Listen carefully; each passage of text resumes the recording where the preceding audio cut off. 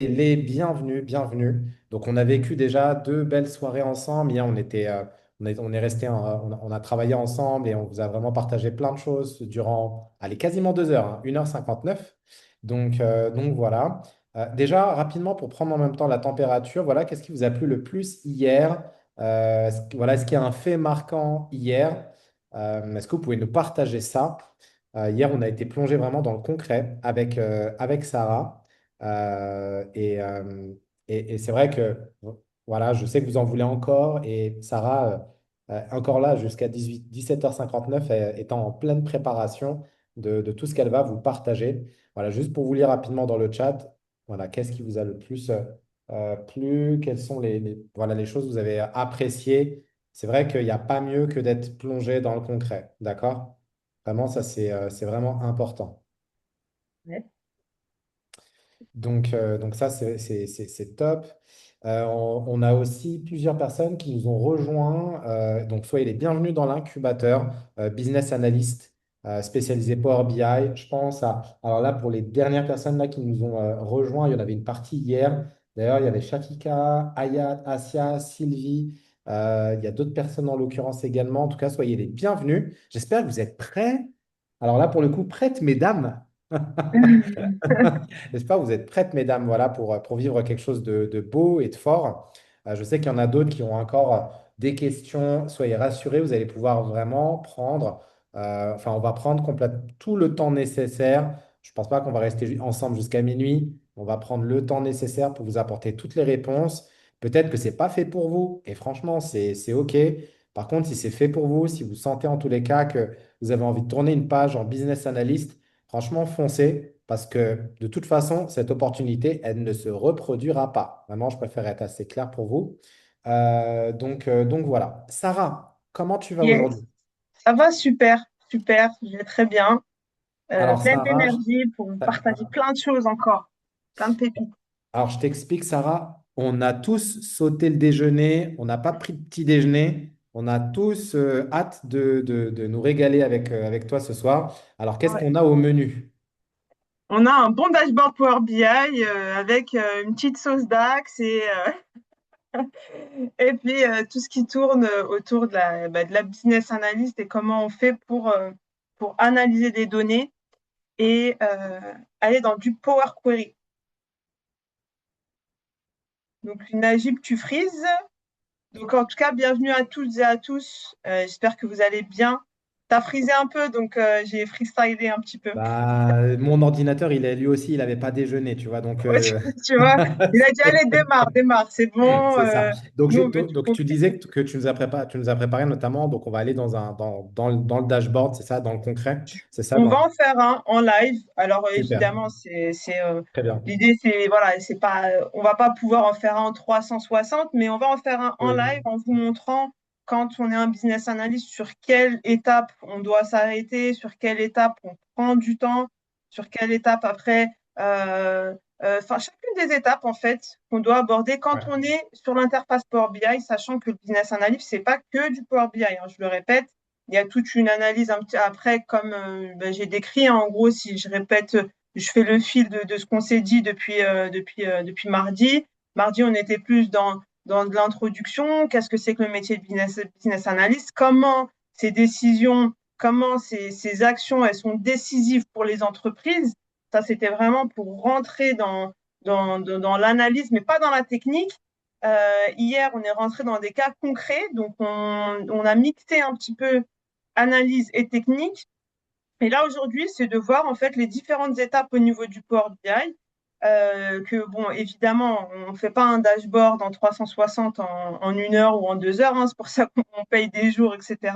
Mais l'idée, c'est que je vous montre qu'est-ce qu'on fait, à quelle étape, où est-ce que ça se passe, et des choses en fait qui sont vraiment dans l'information de manière vraiment poussée. Là, ok, ça va être, pas dire survolé, mais à titre de découverte en tout cas. ok, ok, parfait. Let's Euh, go. on y va, il est 18h06, let's go. Ouais. On y va, on y va. Donc, je vais partager tout mon écran. Donc, moi, j'ai des écrans qui changent de jour en jour, des fonds d'écran qui changent de jour en jour. Donc là, vous avez un peu Je me animatrice posais, qui dit bonjour. juste avant que tu démarres, ma chère Sarah, j'avais juste une question. En Ouais. fait, comment tu travailles? Tu as un écran, deux écrans? Voilà, comment travailles-tu? Parce qu'il y a plein de personnes qui forcément se projettent en tant que business analyst. Voilà, quel est ton setup aujourd'hui? Quand j'ai commencé, Merci. j'avais un PC, un petit PC, ordinateur, voilà, portable classique, voilà, un seul écran. Maintenant, j'en ai deux. Et des fois, j'en ai trois, mais c'est quand je fais du dev en même temps. Mais voilà, enfin, je dois coordonner Ok. tout ça, mais là, un au début, On ça peut, suffit, maintenant, j'en ai d'accord. deux. On peut démarrer avec son PC pour démarrer, Ouais, puis par la ouais. suite se rajouter un deuxième moniteur, un deuxième écran, C'est etc. ça, Ok, pour être plus à très bien. l'aise. Après, donc, il y a aussi ce qu'il faut savoir, c'est que quand on utilise Power BI, l'idéal, c'est de pas avoir un Mac. Mais pour ceux qui ont un Mac, il y a ce qu'on appelle des machines virtuelles que qui peuvent être utilisées pour pouvoir faire Power BI. Donc ça, c'est une question qui peut se poser pour ceux qui ont des Mac. Mais bon, en général, quand on va sur du expert Power BI, enfin, les personnes, elles commencent par Mac et puis après, elles bifurquent très vite. Vu l'argent qu'elles se font, j'ai envie de te dire, elles investissent dans un HP et puis après,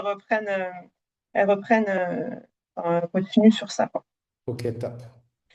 Donc voilà, donc là, vous avez tout mon écran, hein, comme je vous ai montré au début. Et puis là, l'idée, c'est que je vais vraiment partir donc, d'un rapport vierge de l'interface du coup Power BI. Et on va partir vraiment de la collecte des données jusqu'à la mise en place d'un dashboard. D'accord? Et je vais vous montrer en fait étape par étape comment ça se passe, sachant que une fois que l'on est sur l'interface Power BI, on a plusieurs possibilités pour aller ramener de la donnée. Ici, par exemple, vous avez plusieurs onglets dans lesquels vous allez pouvoir intégrer de la donnée. Moi, je préfère aller directement sur transformer de la donnée parce que ça nous permet de la traiter sur place. Ça nous ouvre automatiquement du coup l'interface Power Query. Et en fait, cette interface Power Query, c'est une interface qui est commune avec Excel, hein, pour les adeptes de Excel. L'interface Power Query, en fait, elle est en lien, c'est une interface qui est en lien avec Microsoft, donc du coup qui est aussi la même que celle de Excel, mais aussi Power Automate, etc., etc., quand on fait des automatisations. Mais ça, c'est pas sur du Power BI. Donc là, on va tout simplement mettre une nouvelle donnée.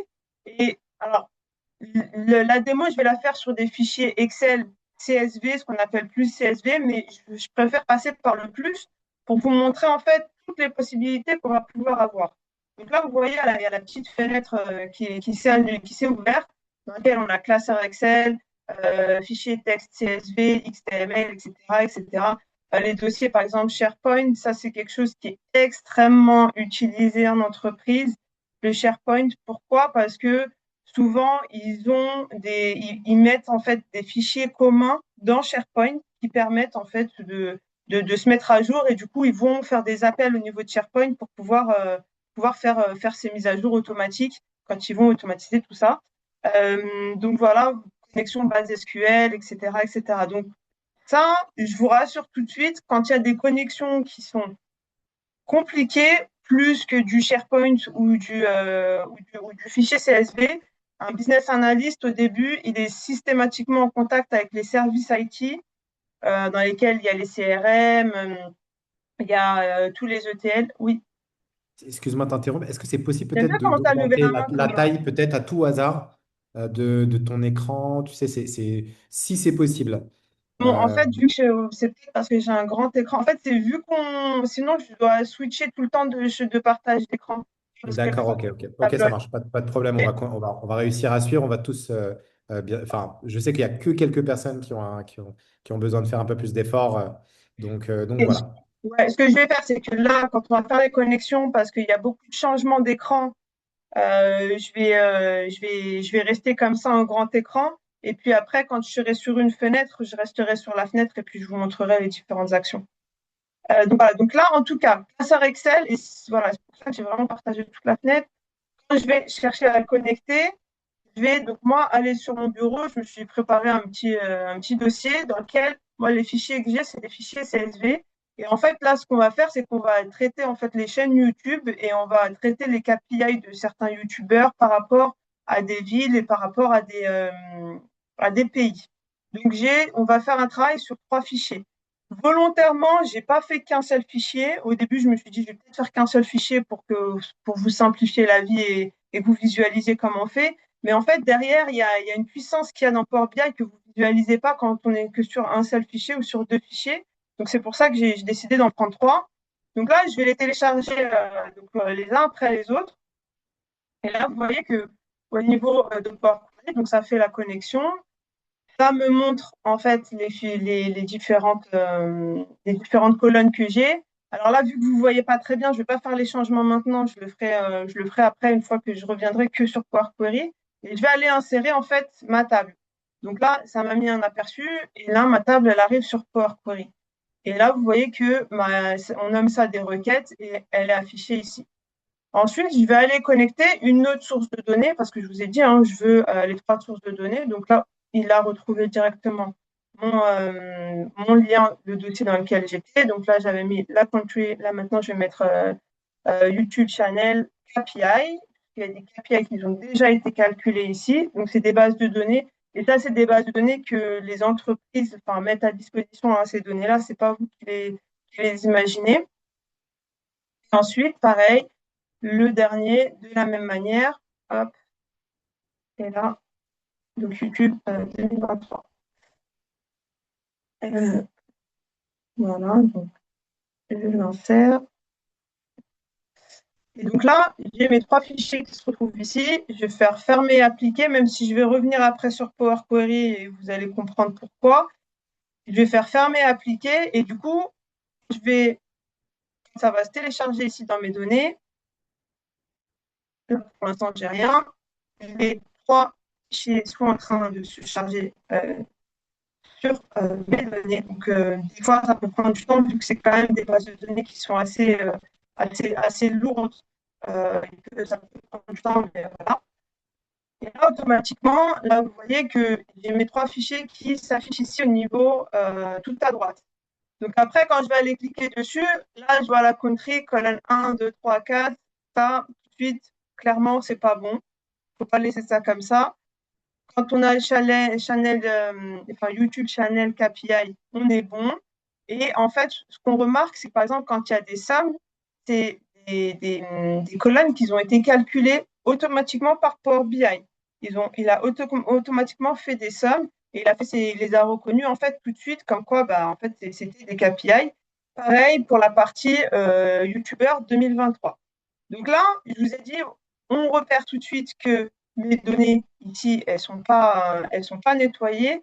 Et ça, c'est un gros travail du business analyst de savoir qu'est-ce qu'on doit aller faire quand on traite nos données. Et comme d'habitude, et c'est vrai que c'est quelque chose que je dis assez souvent, parce que pour moi, c'est une habitude, mais ça va le devenir aussi pour vous, on va tout de suite sur transformer les données. Il n'y a rien qui se fait sur l'interface Power BI Desktop. Là, je vais juste arrêter rapidement et vous repartager que la partie, que la feuille pour que vous voyez mieux, parce que je vais faire. Donc là, normalement, vous voyez mieux parce que j'ai vraiment partagé que la Power Query. Non, là, on est sur ton WhatsApp, ma chère Sarah. Ah, mince. Pardon. Nature peinture.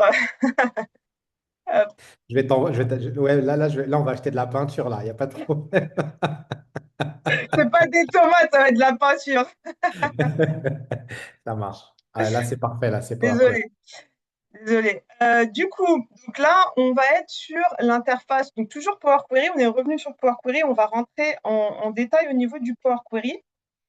Et du coup, là, vous remarquez, par exemple, dans la table country, hein, et puis moi, je le savais initialement, on a colonne 1, colonne 2, colonne 3, et ça, pour nous, on ne peut pas le traiter. C'est pas possible. On ne s'amuse surtout pas, jamais, à renommer des colonnes, alors que ici, qu'est-ce qu'on remarque? On remarque que les en-têtes de colonne, c'est la première ligne. D'accord? Donc, on va aller sur transformer.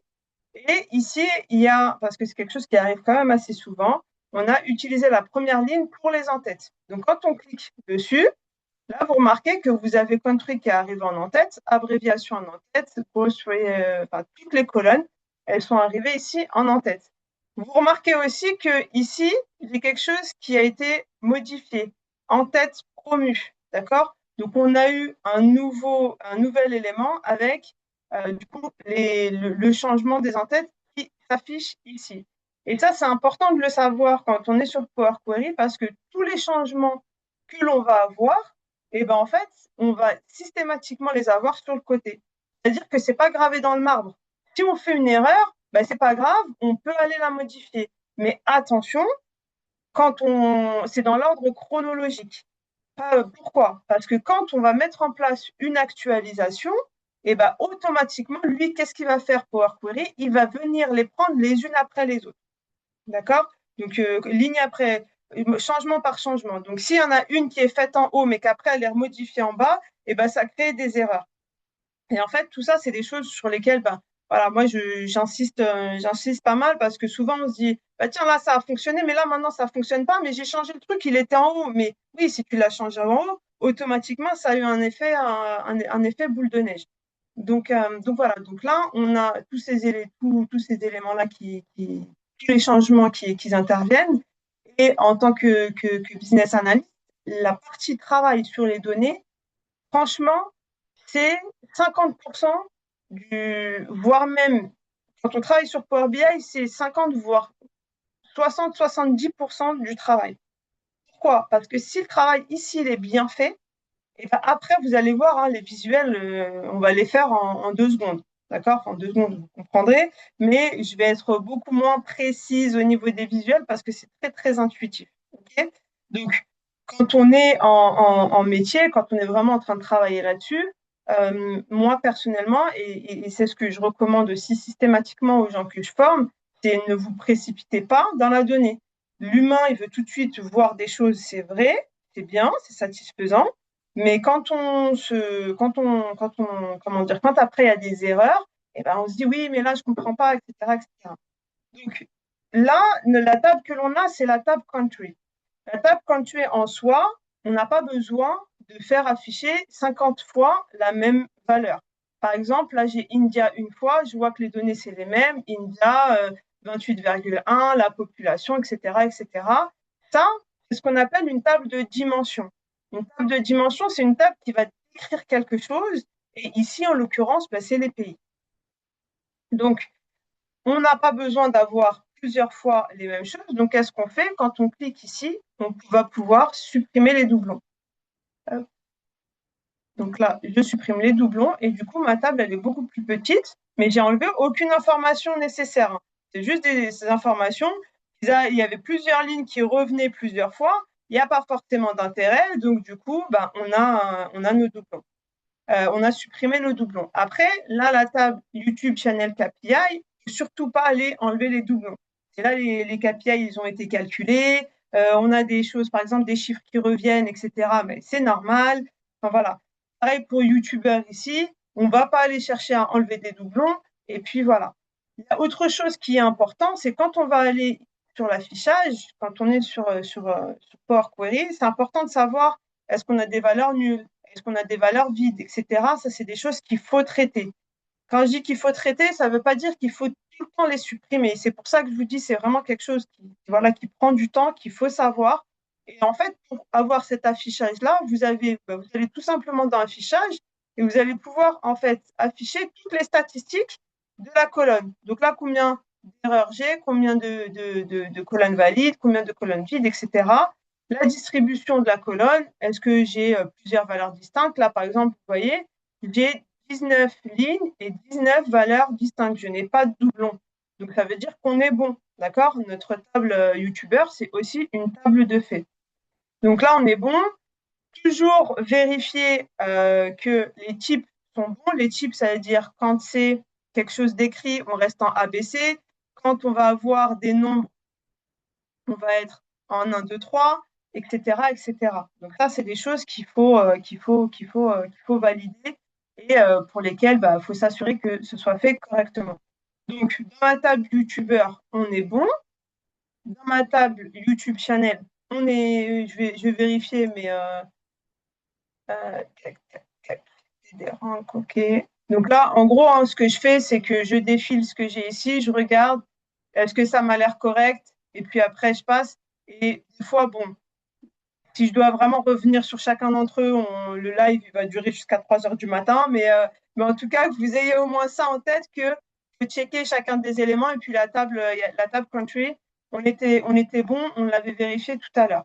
Une fois que vous faites ça, on va faire fermer et appliquer. Et là, du coup, ça va s'appliquer. Et du coup, ma page, elle s'est fermée. Et on revient sur la Power BI Desktop. Donc là, on est sur la page Power BI Desktop. On est revenu sur la page Power BI Desktop. Et qu'est-ce qu'on regarde? On voit que maintenant, notre tab country, bah, on a bien toutes les colonnes. La table YouTube Channel, on est bon. La table abréviation, on est bon. D'accord? Maintenant, avant de vouloir, encore une fois, je sais que là, il y a les visuels qui vous intéressent, que c'est ça que vous voulez vous amuser à faire. C'est toujours ce qu'on veut faire en premier. Avant de faire ça, c'est important de faire ce qu'on appelle de la modélisation. La modélisation sémantique. Donc là, la modélisation, en fait, ça va être le lien entre les différentes tables. Et donc là, par exemple, j'ai fait donc le lien entre ma table Channel, YouTube Channel, ma table YouTube 2023. Enfin, c'est pas moi qui les ai faits, c'est Power BI qui les a compris directement. Pourquoi il les a compris directement? Parce qu'il a vu que entre les tables, pardon, il y avait des colonnes qui étaient communes et du coup, il a fait le lien entre les colonnes. Par exemple, entre YouTuber 2023 et la Country 2023, quand je clique ici, que je vais chercher à ouais, mais est-ce que vous voyez les propriétés? Je crois pas. Ouais, en tout petit. Ouais. Euh, je vais voir si je peux vous le partager que ça.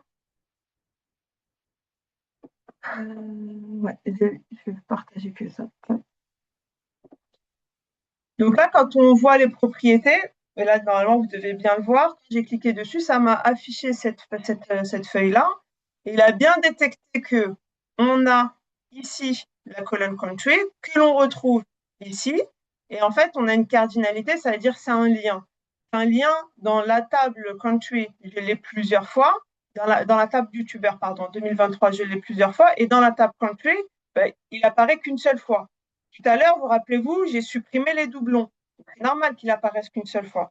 C'est normal que le lien il soit de plusieurs à un. D'accord? Donc là, donc j'ai validé.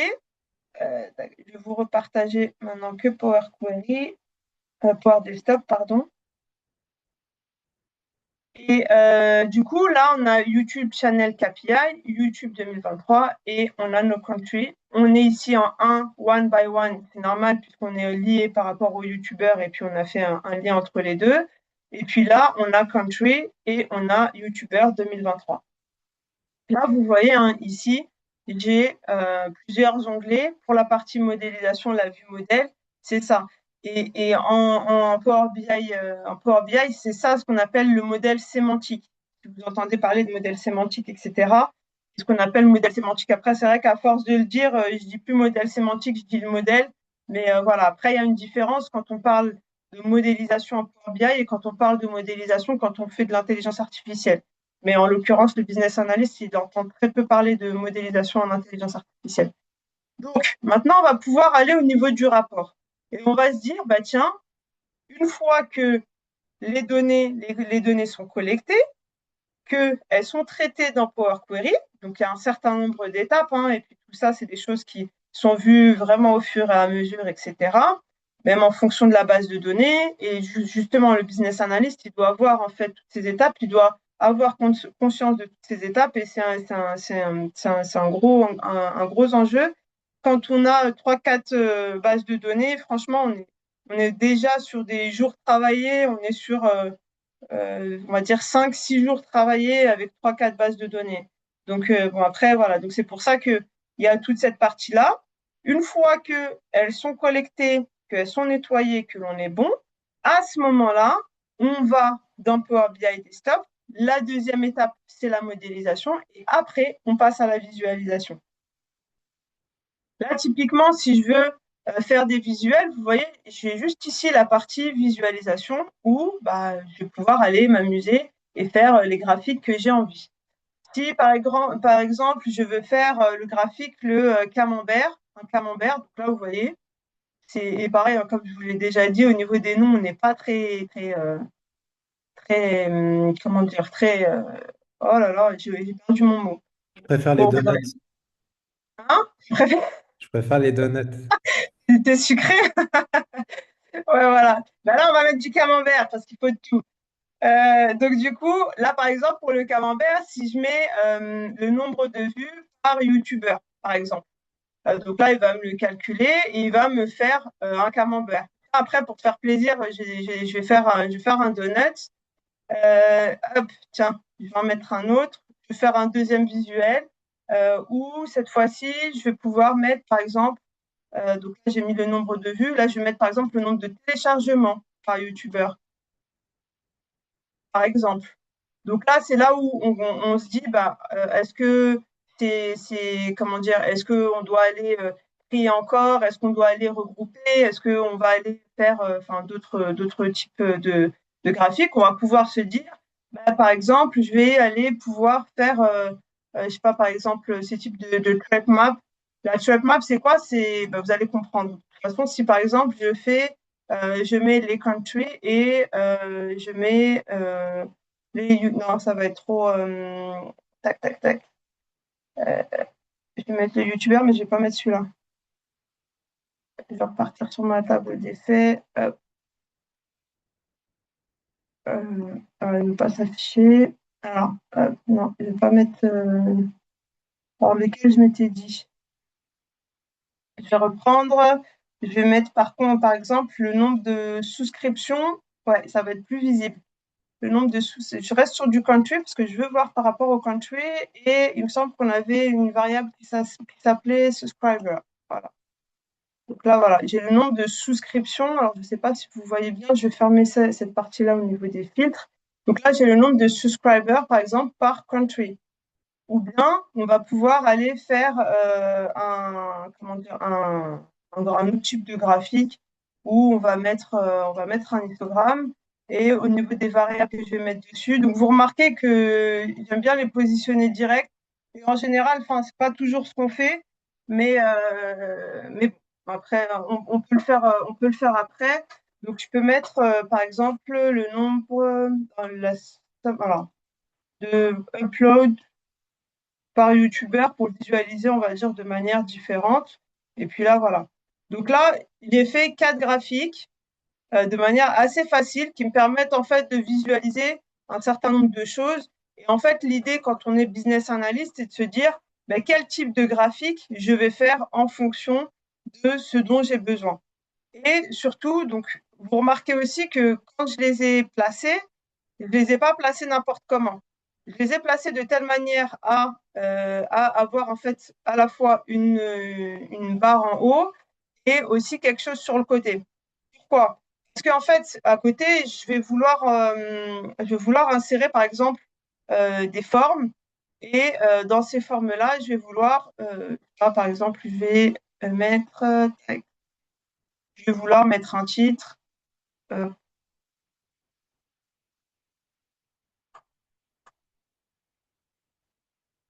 et je vais mettre en gros. Donc, film, mettre le bébé.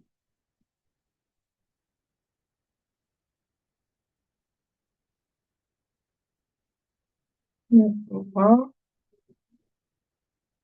Et je vais vouloir aller changer euh, les effets et les couleurs. Je vais vouloir mettre par exemple un fond un peu bleu comme ça. Donc là, j'ai une première chose. Ensuite, je vais aller vouloir en mettre un autre. Mais en fait, pour moi, je mets une zone de texte, mais qui va servir derrière à mettre en fait tout simplement des filtres. Et vous allez comprendre après donc, pourquoi je vais mettre cette partie-là. Et on ne voit pas trop la différence. Donc, je vais mettre peut-être un peu plus clair. Voilà.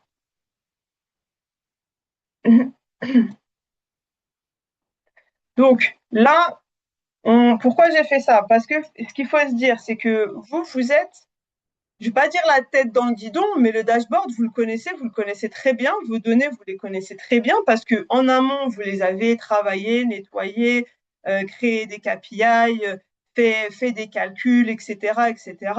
Donc ça, voilà, c'est des choses que vous restez vraiment du temps dedans. Donc vous le connaissez, d'accord? Mais maintenant, les gens qui vont regarder votre dashboard, ils vont pas forcément le connaître. Pour eux, ça va pas forcément leur parler, ça va pas, voilà. Et c'est là où bah, on va se dire, bah, il faut que ce soit clair. D'où le fait que j'ai mis, et en général, c'est les marques employeurs, entre guillemets, ils aiment bien, voilà, quand il y a des chartes graphiques qui sont mis en place, ils veulent leur charte graphique comme ça, visuellement, ils savent que c'est leur dashboard, etc. Donc voilà, ça, bon, après, c'est des choses qu'on peut ultra changer et c'est ultra flexible, pardon. Et en fait, sur le côté, quand je mets, et ça c'est mes pratiques à moi, mais c'est vrai que c'est les pratiques de beaucoup de business analysts, on aime bien mettre une barre comme ça qui va nous permettre en fait de mettre des filtres. D'accord? Les filtres, on a le petit onglet ici. Mince, hop, tac. J'ai oublié de retirer du graphique. En fait, je m'étais mis sur le graphique, donc voilà. On a le petit onglet dans lequel ben, je vais aller choisir mon filtre. Si par exemple, je vais mettre un premier filtre country. Là, vous voyez que le premier filtre country, j'en ai quand même pas mal. Il est assez long. Et en fait, je ne vais pas m'amuser à l'étirer au tout au tout. Donc là, quand on va être sur la visualisation, on va pouvoir aller customiser tout ça. Comme ici, hein, la légende, on peut on peut la customiser ici, on peut la customiser par exemple pour qu'il y ait, comme je vous ai montré hier, des légendes interactives, mais ça, c'est des uploads qu'on fait sur Microsoft, des visuels qu'on fait sur Microsoft, mais je vais revenir dessus après. Bref, en tout cas, là, je vais avoir toutes les propriétés de mon filtre et quand je vais aller ici sur mon filtre, bah, je vais avoir le paramètre du segment parce qu'en Power BI et puis même quand on est sur du dev en général, on appelle plus ça segment. Et on met du coup liste déroulante, ça nous permet d'avoir country et d'avoir tout ici. Et après, c'est quand on la déploie que l'on va voir tous les countries. Donc ça ne va pas polluer tout notre dashboard. Et puis après, si je veux ajouter par exemple un autre filtre, toujours le même type, hein, un autre filtre par rapport, je sais pas, au YouTuber, bah, je vais faire la même chose et je vais le placer là où j'ai envie. Je modifie, paramètres du segment, liste verticale, liste déroulante. Et puis, voilà. Donc, on est bon dessus. Tac. Bon, après, moi, je pense que vous avez remarqué que je suis un peu psychorigide. J'aime bien que ce soit bien aligné, même en live comme ça. Mais bon, c'est voilà, c'est moi. Faut pas chercher. Bon, après, c'est toujours mieux de l'avoir. Mais après, c'est quand on est trop perfectionniste. C'est vrai que. Mais bon, en tout cas, voilà, je préfère que ce soit comme ça. Et pareil, j'en ai mis une autre catégorie, histoire de voilà, vous montrer. Pareil, liste déroulante. Et puis, donc là, on a mis du coup nos filtres. Maintenant, il y a une chose qu'il faut savoir, c'est que là, typiquement, si je vais aller sur YouTuber et je vais aller en choisir un. Ici, ça n'a pas forcément d'intérêt d'avoir des donuts ou des choses comme ça. Si je vais aller sur du coup, ouais, mon filtre, voilà, on se dit, est-ce qu'il a un intérêt ou pas, vu qu'il sélectionne tout. Et là, on se dit, est-ce que j'en ai besoin ou pas? J'en ai pas besoin, je peux le retirer. Mais je peux aussi faire d'autres actions. Si par exemple, je vais faire cette partie au niveau de la catégorie et je vais prendre par exemple la catégorie éducation. Je vois que ça a un impact sur chacun de mes graphiques et du coup, on est bon. D'accord? Si je veux qu'il y ait, je sais pas moi, la partie, quelque chose qui va peut-être être, ouais, je vais vous montrer quelque chose qui va peut-être être pertinent, c'est la country. Ici, si je veux faire un filtre country, je me rends compte que ici, l'Argentine, je vais l'avoir systématiquement. Alors, je ne sais pas pourquoi il y a eu cet impact-là, mais en fait, on va pouvoir se dire bah, comment je vais faire pour que mon filtre, par exemple, là, ici, il ait un intérêt, un impact sur celui-ci, mais qu'il n'en ait pas forcément sur les autres. Ou bien que ce filtre-là n'a pas d'impact quand je sélectionne un filtre sur un autre. Là, quand on fait ça, tout simplement, vous allez aller sur le filtre en question. Donc là, hop, je vais aller sur celui-ci et ce que je vais faire, c'est que je vais aller dans Format et je vais pouvoir modifier les interactions. Quand on clique sur modifier les interactions, vous vous rendez compte que quoi? Que vous avez deux petits onglets ici qui s'affichent. Et quand ces deux onglets s'affichent, et ben en fait, ça voudra dire que bah, quand je vais cliquer sur ce filtre-là, il n'aura pas d'interaction sur l'autre où il va en avoir. Par exemple, si pour celui-ci, alors en général, on aime bien faire ça au niveau des donuts, parce que les donuts, quand ils sont en surbrillance, franchement, c'est moche. Donc du coup, je vais aller sur mon donut, comment dire, je sais pas. Ouais, ouais, je le vois pas pour ça. Je vais aller sur mon graphique, je vais aller modifier mes interactions et là en fait, je vais cliquer ici pour qu'il n'ait plus pour que ce graphique-là n'ait plus d'impact sur ce graphique-là. OK? Donc là, vous voyez le nombre de champs des possibles en allez, 30 minutes. Donc on a mis la donnée, on l'a nettoyé parce que je mentirais à dire qu'on l'a nettoyé, d'accord, mais on l'a traité, on a fait un premier traitement, on a fait la modélisation et ensuite on a fait en fait nos premiers graphiques, d'accord, et on a quand même fait le lien entre trois fichiers. Donc évidemment, quand on est junior, on met plus de temps et il n'y a pas de problème et c'est OK. Mais en fait, c'est vraiment ce qu'il faut comprendre, c'est que la prise en main de Power BI, elle est pas, on va dire, elle fait, voilà, faut pas se dire non, mais si je suis nul en technique, je vais jamais y arriver, etc., etc. Donc là, je ne sais pas si vous m'avez suivi en 360, je ne sais pas si c'était compliqué, si machin, mais en tout cas, je vous ai montré, je suis quand même rentrée dans des éléments techniques. Là, par exemple, les interactions entre les graphiques, c'est des choses qu'on voit en fin de formation de Power BI et c'est normal. Parce que, bah, voilà, vous voyez, hein, même en live, quand je fais des interactions, bah, finalement, il y a une interaction avec l'un, mais pas avec l'autre. Est-ce que ça, voilà. Donc, mais il y a pas de problème là-dessus. L'idée, c'est vraiment de se dire, bah, qu'est-ce que j'ai besoin de voir, comment je vais le visualiser et qu'est-ce qui est pertinent. Est-ce que je suis plutôt sucré ou salé à faire des donuts ou des camemberts, n'est-ce pas, Najib? Ou, ou est-ce que je vais faire des histogrammes, des courbes de temps, etc., etc.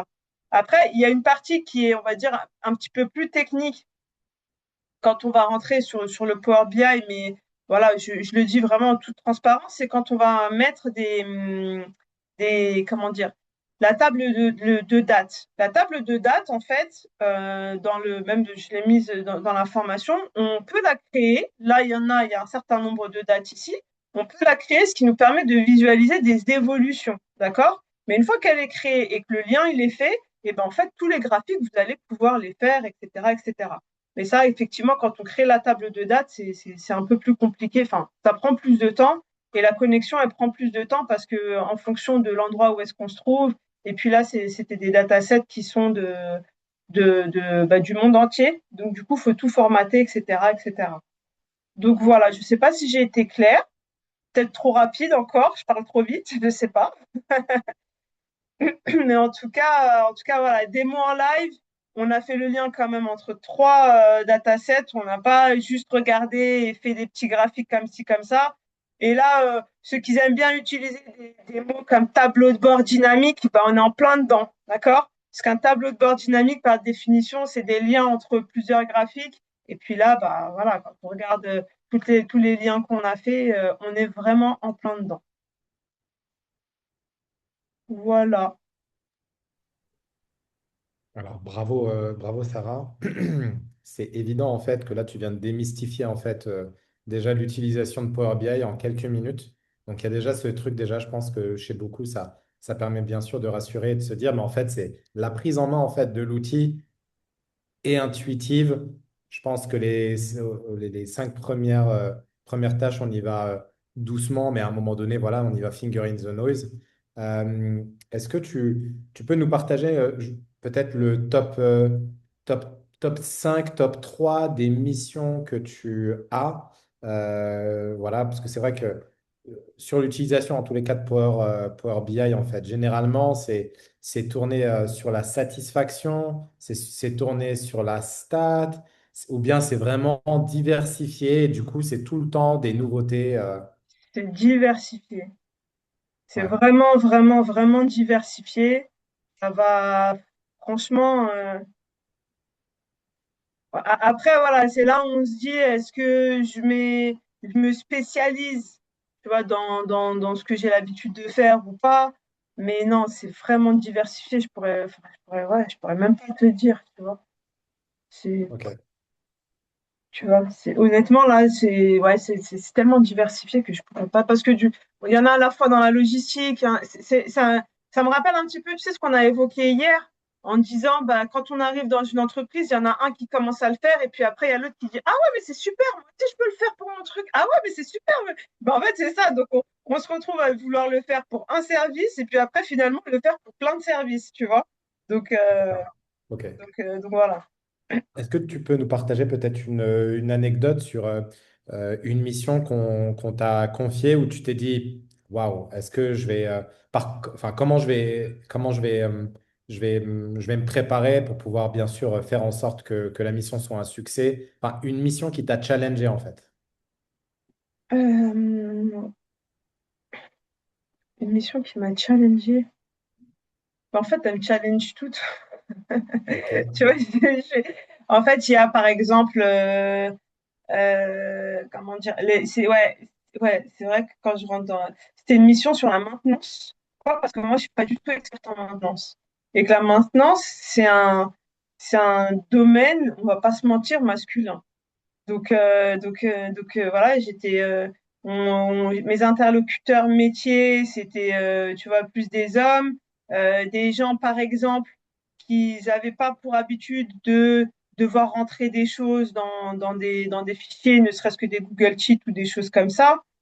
Et du coup, bah, je me suis dit, mais attends, voilà, comment on va faire? Mais c'est vrai que la phase qui est la plus importante à ce niveau-là, ça a été le cadrage.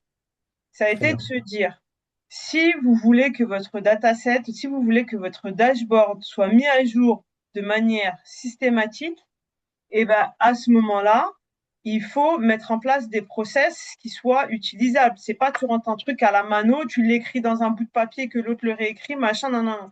Donc il fallait en fait à la fois embarquer les équipes parce que il y en a qui sont voilà, récalcitrants, hein, ils veulent pas. Hein. Et puis et puis ils s'opposent aussi au changement au sein des entreprises. Mais c'est là où après voilà, faut faire part de pédagogie. Attends, tu veux avoir du visu tout de suite sans devoir aller te retaper un Excel pendant 3 semaines? Ouais, bah ouais, moi ça m'arrange comme ça. Bah, je vais faire mon cœur de métier parce qu'en général, faire tous ces trucs-là, ces gens-là, ils aiment pas trop. Donc, bah, au final, ils l'ont adopté.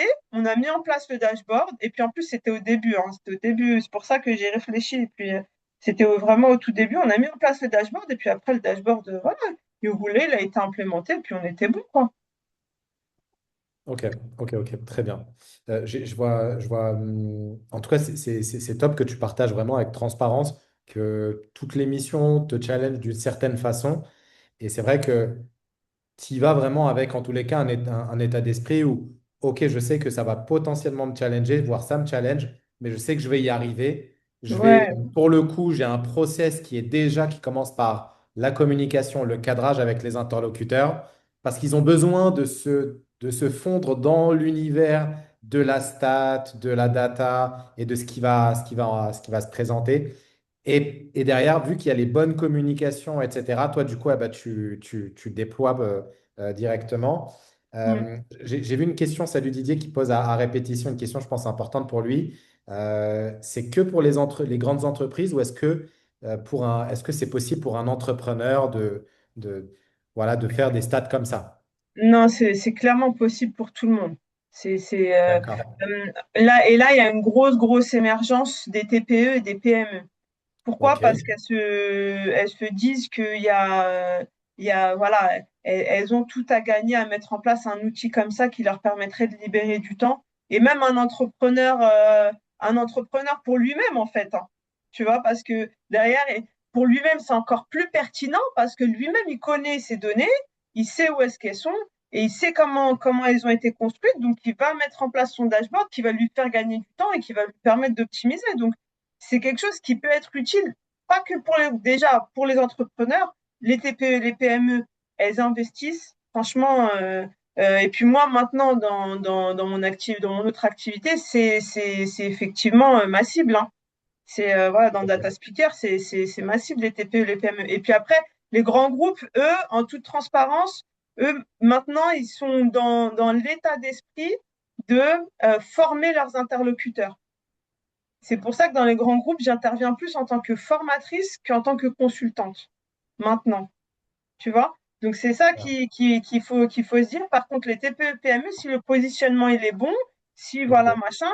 Et ce qui est bien avec les TPE et les PME, c'est qu'on les trouve dans des salons, on les trouve dans des comment dire, dans des événements ou des choses Des comme ça, événements, ils sont là. networking, etc. Ouais. Voilà, tu parles, ah ouais, moi j'ai une entreprise, tout ça, machin, j'ai 5 10 salariés, je galère à la piloter, oui, mais tu vois. Et après, quand discutes, oui, mais attends, comment ça se fait? C'est quoi ta base de données, etc. Ouais, je sais, on me dit, enfin, souvent, oui, je sais que je devrais le faire, mais bon, j'ai pas le temps. Ben, délègue, tu vois. Et puis les TPE, les PME, enfin, ça reste quand même des petites bases de données, des petites architectures. Tu vois, typiquement, 4, 5 datasets, tu vois. On va pas en avoir 50 comme dans les grandes entreprises. On reste vraiment sur des petites architectures. Donc, pour un business analyst qui débute, c'est bien, c'est rassurant. Et puis après, il y a de la récurrence, un truc de dingue, parce qu'ils sont beaucoup en lien les uns les autres. Donc voilà. Et même, il y a un truc à laquelle je pense que j'avais activé à l'époque, mais que bah, j'ai pas, je ne peux pas, je ne peux plus assumer maintenant. C'est Ok. au niveau des CCI en France. Quand Oui. on va au CCI, et ben, en fait, il y a des réseaux de TPE, PME, et du coup, ils ont ce besoin-là, et ils le remontent, et puis après, bah, la CCI, il dit, bah oui, il renvoie, ça c'est vrai que c'est un élément que j'ai pas forcément partagé hier, parce que honnêtement, je l'avais oublié, mais en fait, c'est les chambres de commerce aussi, hein, c'est un beau réseau, hein. Donc, Tu me fais penser en plus à la BNI, en fait, en même temps à tous ces réseaux, faire des petits déjeuners, etc., avec des entreprises, des entrepreneurs, etc., qui en fait, en plus, tu vois, tu as une posture où, un peu comme, je pense, à Traffic Manager, tu vois, il y a où ils ont tous besoin de prospects, bah là, ils ont tous besoin de KPI, de data. Donc, c'est évident, en fait, que ne serait-ce que de se faire connaître là-dessus, tout le monde va vouloir, en tous les cas, prendre tes coordonnées en tant que business analyst, parce qu'ils vont se dire, mais en fait, eh ben, c'est évident, tu peux m'aider en tous les cas à mettre le doigt là où je ne le perçois pas ouais, et là où il y a de l'abondance, là où je dois absolument mettre de l'énergie, etc. Donc, ouais, ouais. ok, ok. Bah, écoute, très bien. Une chose que tu n'as pas forcément partagée, c'est le fait que, en fait, tu es devenue aussi formatrice, du coup, sur, sur Business Analyst et Power BI. Au bout de combien de temps un business analyst il peut avoir une sorte d'autorité, d'expertise qui lui permet d'intervenir et de pouvoir même faire une formation, tu vois, avec un effectif en fait. Parce que forcément, c'est une opportunité qui se présente réellement. Ouais, alors, moi, c'est vrai que je suis devenue quand même assez rapidement, mais parce que j'ai toujours été dans la formation. Moi, j'ai un ADN de Oui, formation. Donc, oui, oui. quand j'ai commencé, si tu veux, toute cette partie d'ingénierie pédagogie, bah, en fait, elle était intrinsèque. Tu vois, moi, j'ai pas eu besoin qu'on me dise comment mettre en place les éléments, etc. Donc oui, elle est venue quand même assez rapidement. Mais après, ça dépend vraiment de la posture de chacun. Tu vois, là, je pourrais pas dire oui, voilà, moi, ça a été rapide parce que voilà, concrètement, hein, ce qui s'est passé, c'est que je me suis formée. Le centre de formation avec qui je me suis formée m'ont proposé en fait des missions. Ça s'est Oui, très très bien passé. Et du coup, oui, bah, automatiquement, les clients, bah, ils leur ont dit, ouais, ça s'était super bien passé, nous a bien expliqué parce que il y a le business analyst, il a aussi un côté pédagogue hein, quand il arrive et qu'il met en place le dashboard et qu'il leur explique pourquoi j'ai mis un camembert, pourquoi j'ai mis ça, pourquoi j'ai mis ça, etc. Il y a quand même en fait cette transmission qui rassure en fait les dirigeants qu'ils ont investi parce qu'il va mettre de l'argent, il va dire, moi j'ai besoin de voir ça, ça, ça. Voilà, si tu lui mets un donut pour visualiser le temps, non, c'est pas possible. Tu vois ce que je veux ouais, dire? Le temps, on n'est plus sur des courbes, tu vois, les données, on n'est plus sur de la répartition, tu vois. Donc, tu vois, concrètement parlant, ouais, donc toi, quand tu arrives, tu dis, voilà, on visualise la répartition grâce à notre donut ou la camembert ou ce que tu veux, tu vois. on se met à table, et bon, voilà, quoi. Mais voilà, c'est vraiment ça qu'il faut se dire. Ou bien, voilà, je vais faire une courbe parce que j'ai besoin de voir les évolutions, ou un histogramme, ou bref, il y a des histogrammes superposés. Mais ça, après, voilà, c'est vraiment, faut adapter, en fait, le graphique par rapport à ce qu'on cherche à visualiser. Ça, c'est pareil, tu vois, je l'ai mis en toute transparence dans la formation et parce que c'est super important. Ok, ok, super. En parlant de formation, si tu veux bien, je veux bien partager mon écran. Si tu peux nous partager en fait un petit peu tes commentaires par rapport au module, qu'est-ce qu'on va y découvrir et surtout concrètement enfin, le module, qu'est-ce que le module va permettre effectivement de mettre de la compétence et de travailler de la compétence. Ouais. Euh, il y a par exemple, alors hop, je partage mon écran, tac. Alors attends, où est-ce que c'est? Tac, c'est ici. C'est ici. Voilà, Google Chrome. Voilà, c'est bon, c'est parfait. Ouais. Alors, déjà, sur le module numéro un, bon, ça, c'est le truc le plus simple, tu me diras. Là, en fait, Mm. bah, tu expliques, en fait, dans la globalité donc le métier de business analyst, hein, c'est ça? C'est ça, c'est ça. La globalité et la posture D'accord. qu'adopte un business analyst OK. quand il arrive sur une mission, comment il doit être, euh, quelle vision il doit avoir en fait. C'est plus, OK. c'est vraiment ça, euh, OK. le un. OK. Très bien. Le module 2, donc l'écosystème business analyst intelligence et Power BI. Power BI, je vais y Ouais, arriver. ouais, là, on rentre dans l'écosystème Power BI, donc à la fois, donc pourquoi en fait déjà Power BI, Microsoft, etc. Et à la fois Power BI Desktop, comment on télécharge Power BI Desktop, où est-ce qu'on le retrouve, quand on est sur Mac, où est-ce que ça se passe, et le service Power BI, quand on va aller partager sur Power BI, parce que là, ce que j'ai déployé, je l'ai fait en local, il est sur mon PC. Si je veux le OK. partager, le mettre dans le cloud, c'est comme je vous avais montré la dernière fois, hein, je l'avais fait en Oui. live, je crois que c'était le premier jour ou le deuxième. Oui, avec Mais Google Authenticator, ouais, c'est ça. voilà, c'était ça, tu te connectes et tu le découvres. Donc c'est vraiment l'écosystème qu'il y a autour de Power BI. Et pourquoi en fait on a choisi Power BI? Parce que comme je vous l'ai dit, business analyst, aujourd'hui, il y en a énorme. Enfin, il y en a qui vont dire, bah tiens, je veux Looker Studio, tiens, je veux, je sais pas, moi, Ouais. Tableau, des choses comme ça. Mais après, pourquoi nous on a choisi Power BI en fait?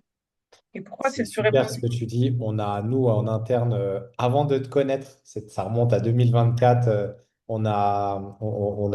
donc avec notre team, on a investi sur Tableau. Et c'est vrai que c'est une usine à gaz, Tableau. Enfin, après, c'est pas moi qui travaillais dessus, mais je voyais dans l'équipe, c'était pas si simple que ça. Ok, très bien. Module 3, on est sur comprendre les données et les enjeux métiers. Ouais. Et c'est là où on va se dire, bah, en fonction des données que l'on va avoir, qu'est-ce que l'on va mettre en place en fonction des métiers? Le lien entre le business analyst, là, on rentre vraiment dans la création de KPI et de OKR, en fait. KPI, je vous rappelle, hein, c'est les indices clés de performance, Indicateur. hein, clés, performance, indicateurs.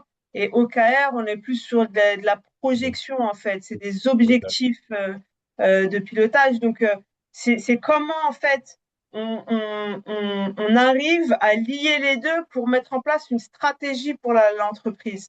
D'accord? Donc toujours par rapport à la donnée.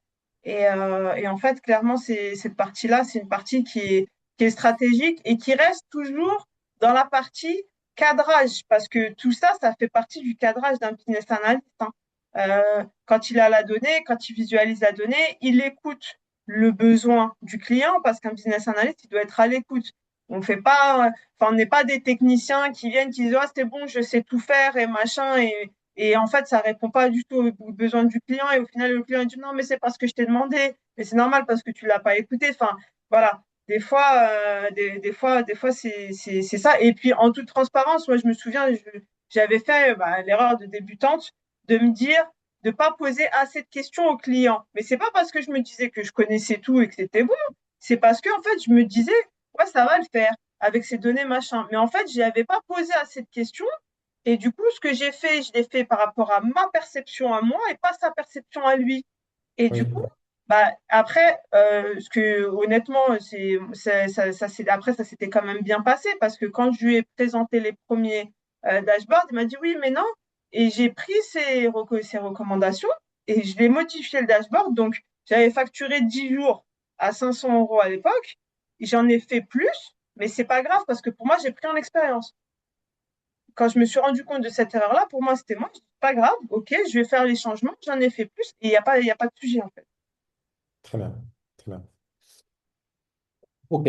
Ensuite, on a le collecter les données avec Power Query.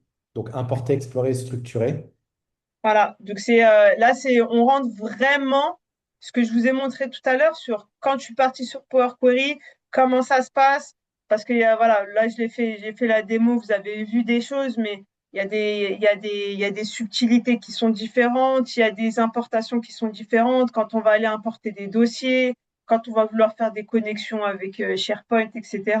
Il y a des choses, en fait, il y a des petits onglets, des petites choses au niveau de Power Query qui sont, quand on a besoin de transposer, enfin, voilà, dans la démo de 40 minutes, je vais pas faire tout, c'est pas possible. De toute façon, je vous aurais perdu. Mais en fait, on rentre vraiment sur la collecte des données sur Power Query, comment ça se passe. OK. OK. Top. Bon, nettoyer et transformer les données, ça c'est relativement simple de compréhension. Le module 6 également. Là, on rentre en fait sur ce que tu nous présentais dès lundi sur l'utilisation du langage DAX. Alors, Mm. moi qui avais en plus la signification, tu vois, avec mes années de trading, je pensais au DAX, notamment sur la bourse. Mais non, non, là, on est vraiment porté sur Business Analyst. Est-ce que tu peux Ouais. nous en dire un peu plus? Ouais, en fait, le langage DAX, ça va être, par exemple, quand votre donnée, elle va pas, vos données brutes, elles vont pas, vous allez avoir besoin de créer de nouvelles mesures. C'est là où on va faire du langage DAX. Et en fait, c'est du code, hein, concrètement, mais c'est du code qui est très simplifié. Enfin, il y a plusieurs niveaux dans le langage DAX, mais en tout cas, un business analyst, quand il commence par du code. Comment mettre en place des mesures implicites, des mesures explicites. C'est quoi la différence entre les deux? Comment, avec le langage DAX, on met en place des mesures explicites, c'est-à-dire qu'elles vont être figées? Quelles fonctions sont les plus utilisées dans le langage DAX? Et c'est là où typiquement je parle de la création de tables avec le calendar auto, par exemple. Voilà. Donc c'est vraiment en fait ces éléments-là par rapport au langage DAX qui sont que je mets en place et c'est les seules choses dans lesquelles concrètement il y a du code au niveau de business analyst. OK. OK, très bien. Ensuite, on a le module 8. Le module 9, par contre, ça va être vraiment top avec le 10 où on est sur la conception de tableaux de bord, je dirais, d'un point de vue perception, qui ont vraiment une allure très, très professionnelle. Je pense qu'ils viennent encore plus crédibiliser les TJM, etc. Ouais, clairement. Bah là, on est typiquement sur ce que je disais tout à l'heure. Quel type de graphique on choisit en fonction de quelles données on veut visualiser. Très bien. Voilà. OK. Si c'est clair, enfin si je vous ai pas raté lâché au milieu Non, de non, non, la, bah là, tu nous de as la- montré absolument tout, donuts, camembert, histo, enfin, tu nous as montré plein, plein, plein de choses. Donc, ouais, ouais, complètement. Donc, Ok, ok, top. Et après, on a le module 11 et on en a un douzième en réalité, hein, qui est le module freelance. Et on est déjà sur le 11 avec exploiter et communiquer. Sur le module freelance, est-ce que tu peux nous en parler rapidement? Parce que c'est vrai ouais, que module je l'ai freelance, pas mis ici, mais je vais le rajouter. ouais, et il y a aussi le module delivery aussi Oui, que module l'on 11 et a. 12, ouais, ouais, Ouais, en fait, 12 et j'ai 13, ouais. fusionné le. Ouais. Ouais, ouais, Mais c'est ça. ouais, et il y a le delivery qui vous permettra de savoir chaque étape, qu'est-ce que vous faites au niveau de chacune de vos étapes quand vous allez être en tant que business analyst. Hein, c'est pas cette fois-ci que sur Power BI. C'est vraiment en tant que business analyst, quand vous arrivez, quelles questions, quel type de questions poser, comment tu vas orienter la discussion avec le client, etc. Quel livrable et à quel moment vous déposez, vous demandez tel ou tel livrable ou bien vous déposez tel ou tel livrable. Ensuite, vous avez en fait toute la partie au niveau du dashboard, à quel moment le dashboard il est livré. Il y a aussi un élément de formation. Quand je dis formation, c'est que le business analyst, il va venir. Je dis formation, mais je devrais plus dire, je pense, sensibilisation des équipes qui vont utiliser le dashboard. Donc, ça fait quand même partie des deliveries. Et puis après, voilà, voilà, c'est livré. Et le module freelance qui, effectivement, on va être sur sur comment décrocher ses premières missions concrètement avec les plateformes, avec le réseau, avec tout ce qui va être, comment dire, événements auxquels vous allez pouvoir aller, salons, etc., etc. Enfin, plein de tips pour aller décrocher ces premières, ces premiers clients, en fait. Top. Bah, écoute, super. Je vois en même temps une question dans le chat de Christelle qui nous indiquait est-ce envisageable de coupler une formation RH et cet apprentissage en Power BI pour tendre vers un métier d'expert en pilotage stratégique RH par la data? Ouais, clairement, clairement. Et ça, c'est une stratégie qui est utilisée assez régulièrement. D'accord, ok, ok. Très bien. Surtout les RH. Par contre, les RH, attention, parce que vous avez la RGPD, hein. Faut Ouais, anonymiser. Si effectivement, voilà, vous voulez piloter avec ça, faut soit demander des autorisations auprès des équipes, soit anonymiser les dashboards. ok, très bien. Et on a derrière, parce que Power BI est le plus plébiscité dans le milieu professionnel, Gilani. Oui, oui, bien sûr, ça a été répondu. Philippe, salut à toi. Est-il nécessaire d'avoir une connaissance du marché de l'activité de l'entreprise? Non, pas forcément, parce que c'est au moment du cadrage que ça se fait. Parce Mm. que, comme je disais, c'est quelque chose que l'on peut faire en fait dans de multitudes de domaines. Donc, si on doit avoir des connaissances dans tous les domaines, ça, c'est pas possible. C'est en général quand tu décroches ta première mission, quand tu as tes missions, tu cadres et puis en fait les interlocuteurs que tu vas avoir en face de toi, ils ont en tout cas moi j'ai toujours eu la recontextualisation, voilà ce qu'on est, voilà notre problématique, voilà ce qu'on aimerait visualiser, voilà les données qu'on a et puis après voilà on va vers les questions et on répond aux questions petit à petit quoi. Ok, très bien. Si vous avez d'ailleurs des questions à partir de maintenant, on va basculer en questions-réponses. Donc, je peux vous inviter d'ailleurs à lever votre main. Profitez bien entendu voilà, de cette troisième soirée parce qu'on est bien sûr ensemble. Et c'est maintenant, en l'occurrence, qu'on va pouvoir bien entendu répondre à la globalité de vos questions. Euh, Moi, j'ai une question, bien sûr, Sarah. Quand tu rencontres notamment lorsque tu as tes premières interactions avec avec voilà, l'entrepreneur ou le responsable de service, etc., est-ce que tu as un process globalement qui permet de mener l'appel, la discussion et de faire en sorte que dès le démarrage, il y a vraiment quelque chose de qualitatif qui en ressort et que derrière, tu sais que tu vas bien mener la mission? Est-ce que c'est dans le cadre d'une sollicitation de mission ou est-ce que c'est juste dans le cadre d'événements, par exemple? Alors, dans le cadre de sollicitation de mission. Ouais. Sollicitation de mission, donc c'est que la personne, en fait, elle a un besoin et donc, du coup, dans un premier temps, moi, je suis à l'écoute de son besoin, déjà. Première D'accord. chose, et clairement, je prends des notes. Donc, limite, voilà, enfin, ils le voient et puis pour eux, c'est appréciable, hein. J'écris beaucoup et voilà, je prends pas mal de notes. Euh, après, le deuxième step, c'est que je demande la donnée. Quelles données ils ont à leur disposition? Parce que c'est en fonction de la donnée que déjà, on va pouvoir estimer la quantité de travail, d'accord? Parce que en général, quand il y a un premier call par rapport à un besoin, on n'a pas fait le devis, etc., etc. Après, bon, il y a plusieurs éléments qui font que des fois, voilà, on peut faire des audits avant, mais il faut quand même avoir l'expertise de l'audit, etc. Voilà. Mais sinon, s'il n'y a pas d'audit qui a été fait, il y a quand même cette première phase en fait de cadrage dans laquelle il faut absolument recueillir la donnée et visualiser en fait la donnée. Et une fois que la donnée a été visualisée, là, on met du coup le temps que ça prendra et du coup on rentre dans le besoin et dans la proposition de KPI. Donc voilà, en fonction de j'ai cette donnée, je vais pouvoir vous proposer ça par rapport à tel besoin. Et les premiers jours, en fait, il y a beaucoup d'échanges, de brainstorming je vous propose ça et il y a des idées qui reviennent. Ah ouais, mais j'aimerais bien voir ça, etc., etc. Tout en sachant que le business analyst, faut qu'il garde en tête que ce qu'il va avoir derrière, faut que c'est quelque chose de lisible. Faut pas qu'il y ait un dashboard avec Oui. 50 000 éléments. Ok. Ok, merci. On va répondre à Elodie qui a levé la main. Hello, Elodie. Oui, bonsoir Najib, bonsoir Ah, Sarah. Ah, Merci déjà pour ces trois belles soirées que tu nous as offertes. Ça a merci à été vous. très, plaisir. très enrichissant et très parlant pour moi surtout. J'avais juste une petite question, c'est par rapport au traitement des données que tu peux avoir avec tes clients.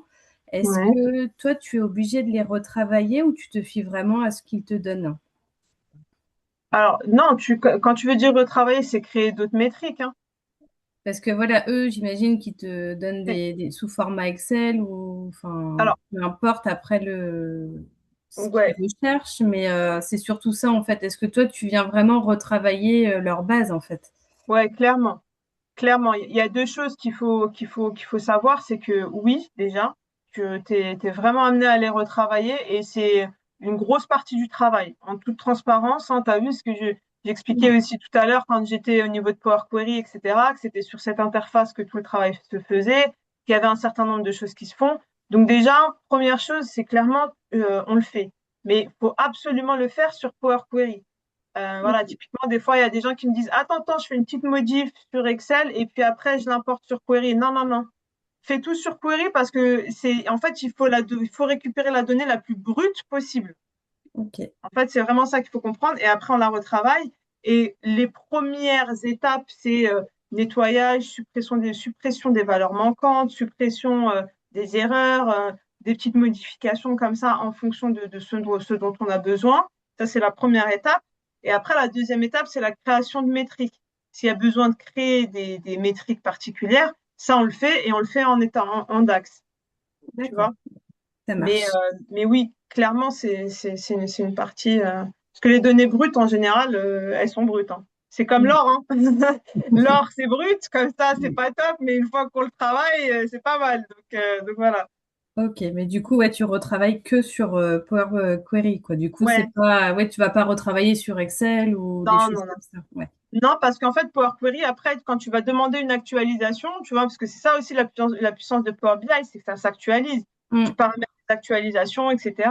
Et en fait, quand ça va faire tes actualisations, il va aller récupérer ta donnée brute par rapport au chemin que tu lui as dit. Et donc, il va aller la récupérer, il va faire toutes les étapes. Donc, toi, si tu as fait une modification, il va falloir que tu refasses la modification à la main. Non. Et Power Query, lui, va se faire toutes les étapes. Et honnêtement, tu fais tout ce que tu fais sur Excel, tu peux le faire sur Query. Donc, autant le faire comme ça, tu es tranquille et tu reviens pas dessus. Ouais, puis je pense qu'il y a moins d'erreurs aussi avec ce logiciel-là. Ouais, ouais, Que j'ai clairement. pu voir là, ouais, c'est Ouais, clairement. Ouais, ok. ouais. Bon, bah super. Merci en tout cas pour ton partage. Merci à toi, Elodie. Avec plaisir, Elodie. Tiens, on va répondre à Anissa. Salut, Anissa. Oui, salut. Merci Sarah. Moi j'ai une question donc, concrètement sur la délivrance du coup du travail, hein, puisque tu disais donc on propose, ensuite on détermine le temps dont on a besoin pour produire. Et Mhm. ensuite, la partie, on va dire, entre guillemets, livraison de ces fameux KPI, comment ça se passe concrètement? Tu le fais tout le temps à distance, en visio? Est-ce que tu es amené à te déplacer chez le client? Auquel cas, si c'est loin, enfin, je veux dire, tu rajoutes ça dans ton devis? Comment ça se passe concrètement? Ça fait vraiment partie du cadrage. Tu vois. Quand le client t'en a, ils vont te dire, bah tiens, tu me le livres, tu me le mets sur mon workspace comment dire, du service Power BI, et puis tu me fais les paramétrages, et puis on est bon. Ils n'ont pas forcément besoin de se sentir rassurés, mais en général, ça, c'est des clients qui sont déjà techniques. Donc ça veut dire, en fait, ils délèguent parce que ils n'ont pas le temps ou parce que voilà, ils font d'autres choses. Mais par contre, tu as d'autres clients qui sont plus inquiets, qui ont besoin en fait d'être rassurés, pour lequel en fait, ils te demandent de venir. Et là, à ce moment-là, effectivement, tu le mets dans le devis, mais c'est important de le mettre dès le cadrage, en fait. Tu vois, Hmm. de dire, bah, voilà, après, c'est une journée. Quand tu fais le delivery du dashboard, parce que voilà, et ben en fait, c'est une journée. Tu restes pas longtemps. Et puis toujours passer par un rapport, que le rapport, en fait, ton rapport de cadrage résonne avec ton rapport de delivery. Tu m'as demandé ça, je t'ai livré ça. Tu vois? Oui, Et c'est important parce que, tu vois, typiquement, après, le client il va te dire, ah ouais, mais j'aimerais bien mettre en place un filtre. C'est ce qui m'est arrivé en milieu d'année dernière. Et c'est ce qui m'a, du coup, après, bah, je lui dis, oui, mais moi, le filtre, c'est pas gratuit, c'est du temps de travail, etc. Ouais, pas de problème.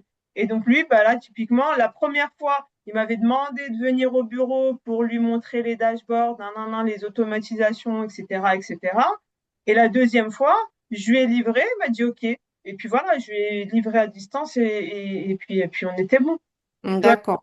donc c'est vraiment, c'est la phase cadrage, elle est quand même très, très importante. D'accord. Et ça, donc si je reprends les différents modules, c'est des choses qu'il est prévu de voir, en fait, d'aiguiller lors de la formation sur la mise en place justement de l'offre et de ce fameux cadrage pour éviter de se retrouver avec trop de travail et de mal avoir estimé son temps Ouais, de clairement, bah, mission. ouais.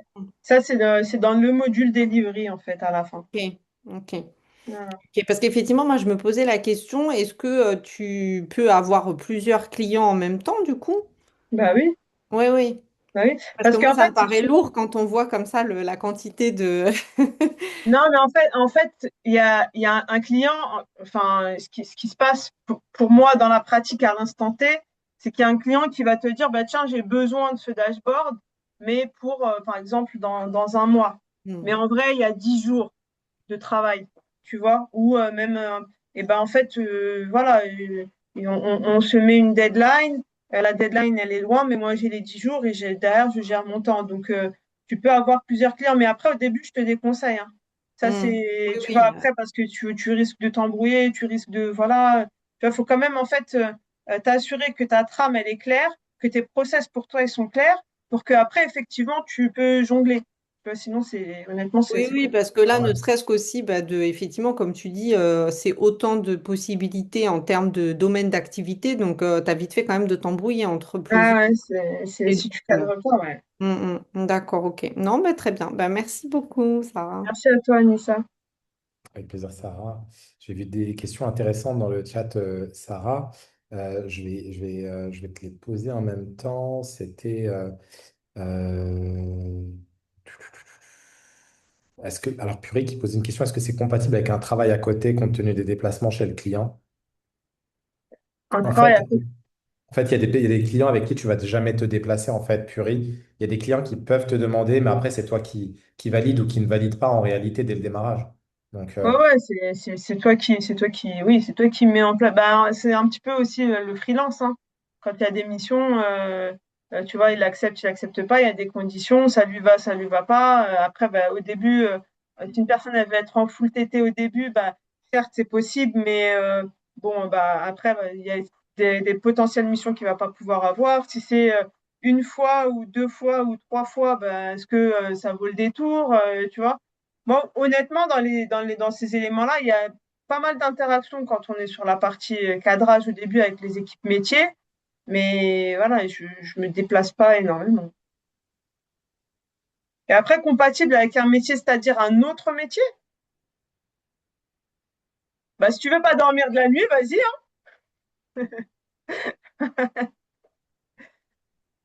là, je peux t'activer ton micro, Purée, ce sera plus simple.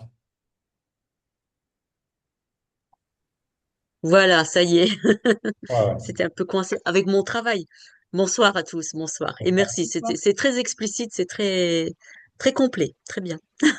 Ouais. Mais voilà, je me demande si c'est compatible avec bon, je travaille encore avec mon poste et faire ça à côté, c'est ça. Et le faire bien surtout. Alors, ça dépend, ta perspective, c'est quoi? C'est surtout ça la question. Si c'est en Ma, mode. per- Ouais, vas-y, je t'écoute. Ma perspective pour l'instant, tant que j'ai encore mon emploi, je serai en pré-retraite bientôt, dans 2 ans à peu près. Donc je prépare un peu ça et mais pour l'instant j'ai encore mon travail Ok. et c'est plus un complément pour l'instant et c'est pour ça que je profite de ce temps-là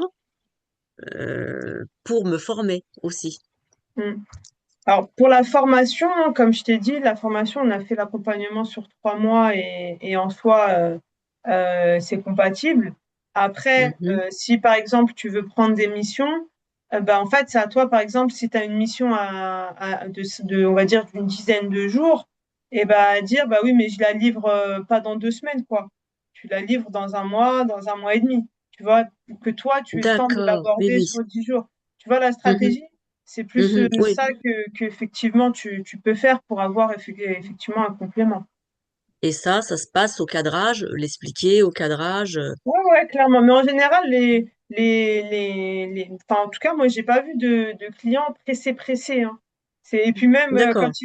quand ils sont pressés, ils te disent, 10 jours, tu me le livres la semaine prochaine, ils reviennent vers toi bien après. Quand tu leur Oui. dis, ah, c'est bon, c'est prêt, ah, bah oui, j'avais. Donc, donc voilà, c'est vraiment pas. D'accord. Mhm. Voilà, Ok. à ce niveau. Bah, merci bien. Merci à toi. Super. Je vais vous laisser bien sûr aussi lever votre main comme Nicolas juste avant. On sait que vous êtes plusieurs à être intéressés par l'accompagnement business analyst spécialisé Power BI. Est-ce que vous pouvez juste me mettre un petit oui dans le chat? C'est vrai que ça depuis 2 soirs, en l'occurrence, vous songez en l'occurrence à vous intéresser. Est-ce que vous pouvez juste nous mettre ça dans le chat? Et je sais que pour plusieurs, en tous les cas, c'est le cas. Il y en a qui ont déjà tenté le pas et franchement, c'est top. Je me permets bien sûr, avec votre autorisation, très rapidement de vous en reparler en l'occurrence. On a décidé en tout cas avec Sarah de vous faire en plus un cadeau. On y a pensé en tous les cas tout à l'heure. On s'est dit en fait, on va vous faire un cadeau pour les personnes en l'occurrence qui songent encore, qui aimeraient en tous les cas démarrer. Et du coup, on a décidé tout en bas du document que je vous ai partagé hier, de vous permettre de visualiser le premier module de formation. Donc, très facile. Vous avez juste à cliquer sur le lien. Je vais vous donner ça, bien sûr. Et après, bah, vous allez arriver ici. Il faudra juste mettre, bien entendu, votre nom, prénom, adresse email. Hop. Attendez, je vais vous montrer ça. Et puis après, votre numéro de téléphone. Hop. Et puis ensuite, bah, vous accédez au premier module de formation. C'est cool, hein? Je vous garantis que c'est pas quelque chose, en l'occurrence, qu'on avait décidé de faire. Vraiment, c'est juste tout à l'heure, on s'est dit, vous savez quoi? On voit votre engouement, on sait qu'il y en a plusieurs qui sont vraiment intéressés et tout. Donc, c'est vraiment pour vous permettre de savoir si vraiment c'est fait pour vous. Regardez, c'est pas un petit module qui dure 5 minutes, hein, c'est 22 minutes, hein, d'accord? Donc, c'est 22 minutes. C'est le tout premier module.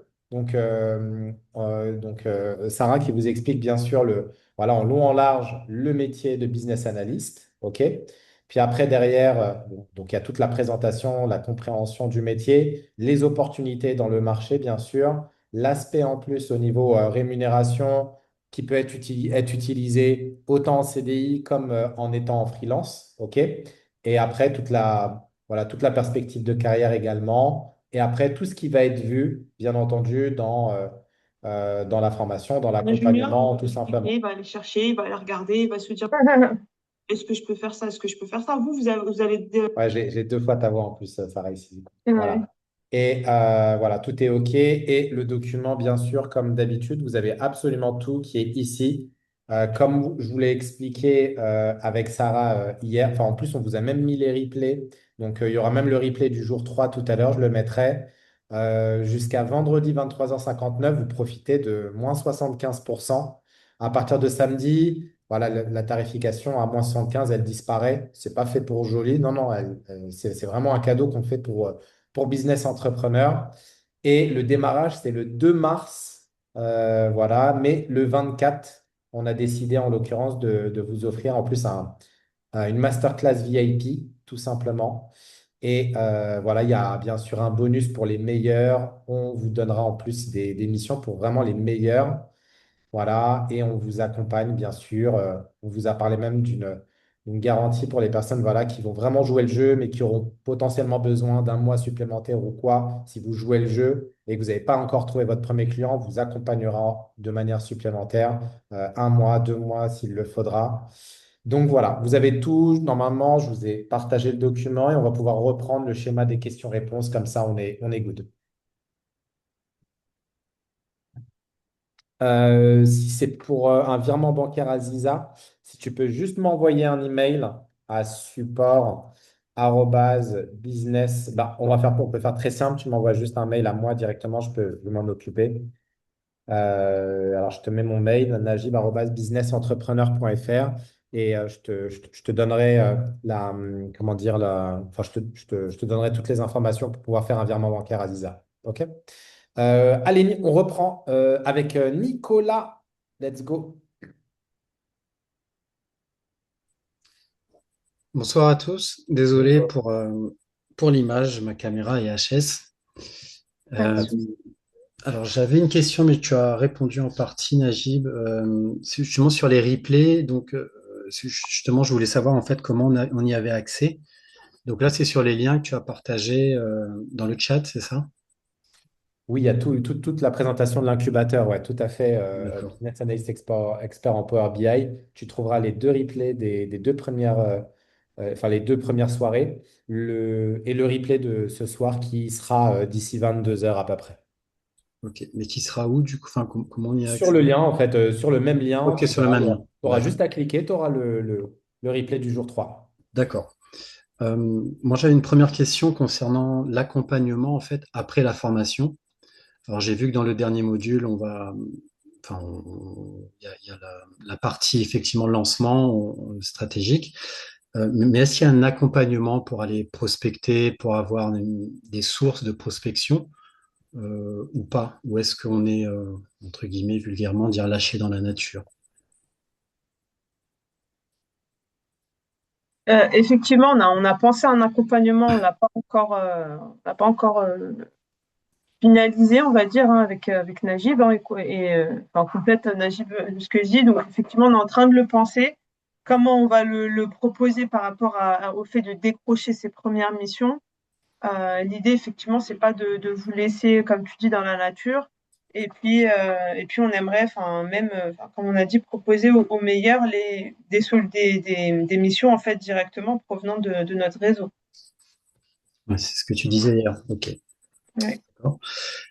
Une autre question concernant le marché, c'est-à-dire cette compétence-là de business analyst.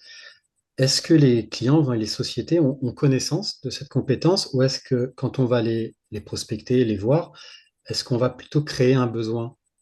Enfin, quelle est Non, la proportion? Est-ce qu'on crée plus un besoin ou est-ce qu'ils sont en attente de ça? elles sont en attente.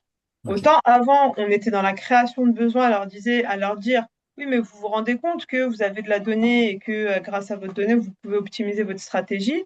Autant maintenant, elles ont conscience de ça et c'est elles qui vont aller chercher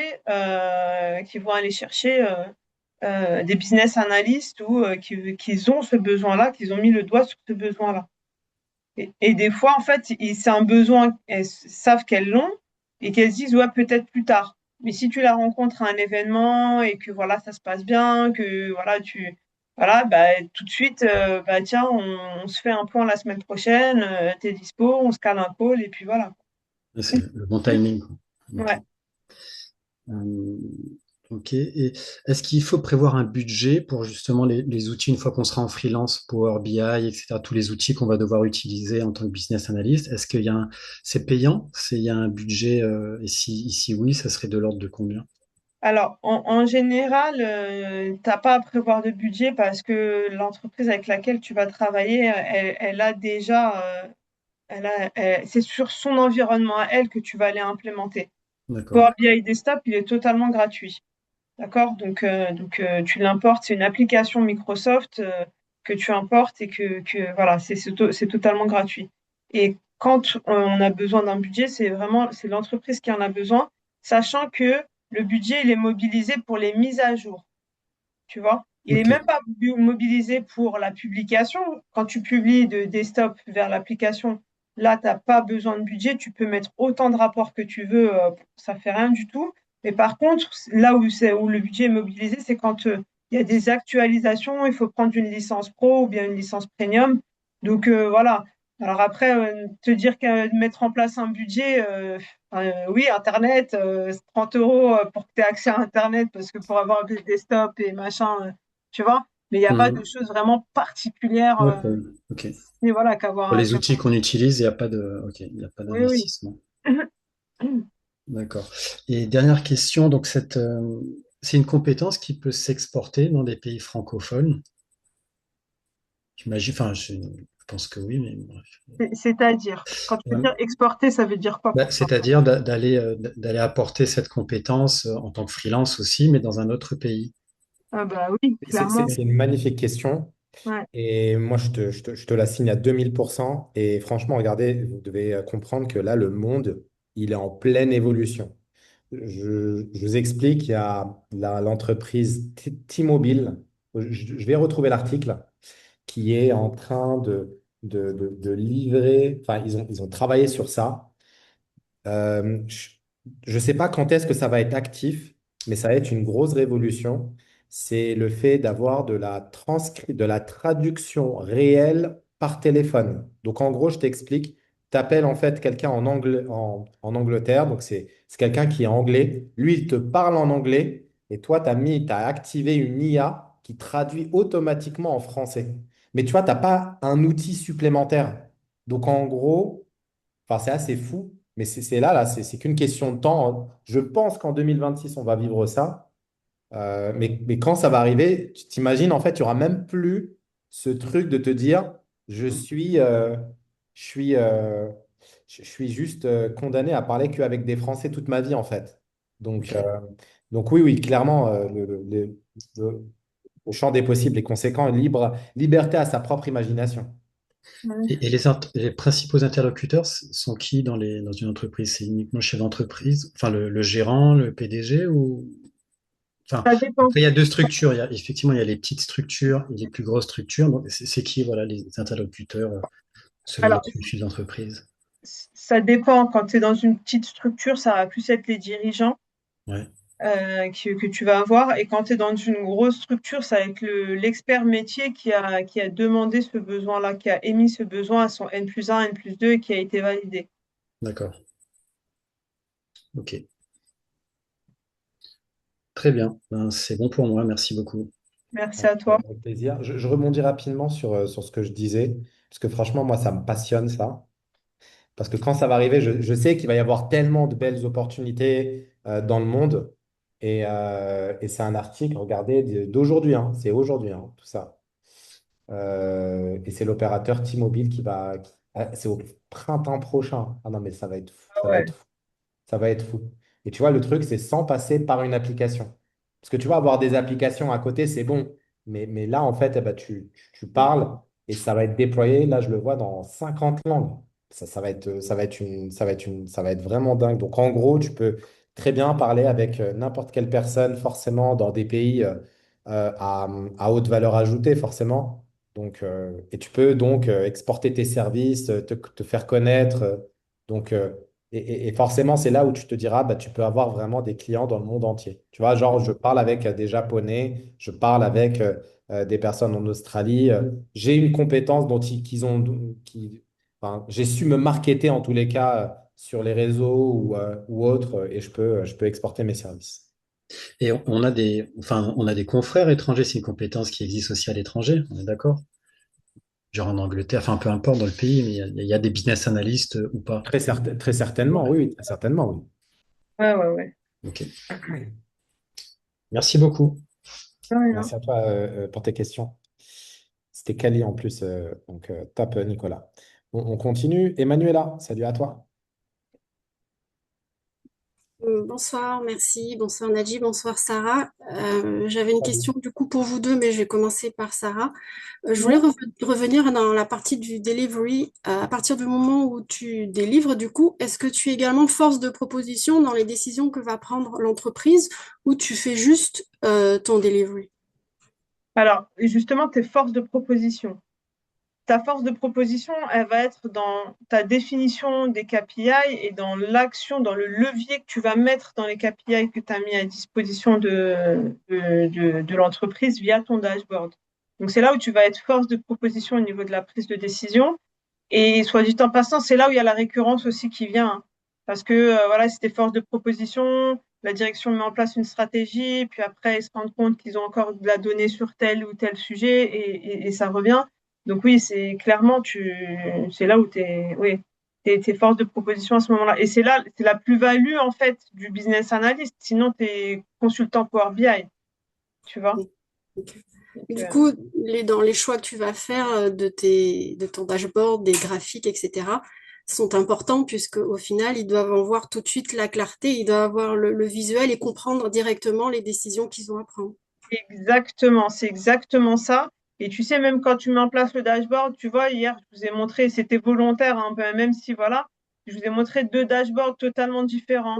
Un dashboard d'un client qui a besoin qu'on le tienne par la main, qu'on mette des filtres interactifs, tu vois, et c'est pas juste filtré entre les différents graphiques, etc., etc.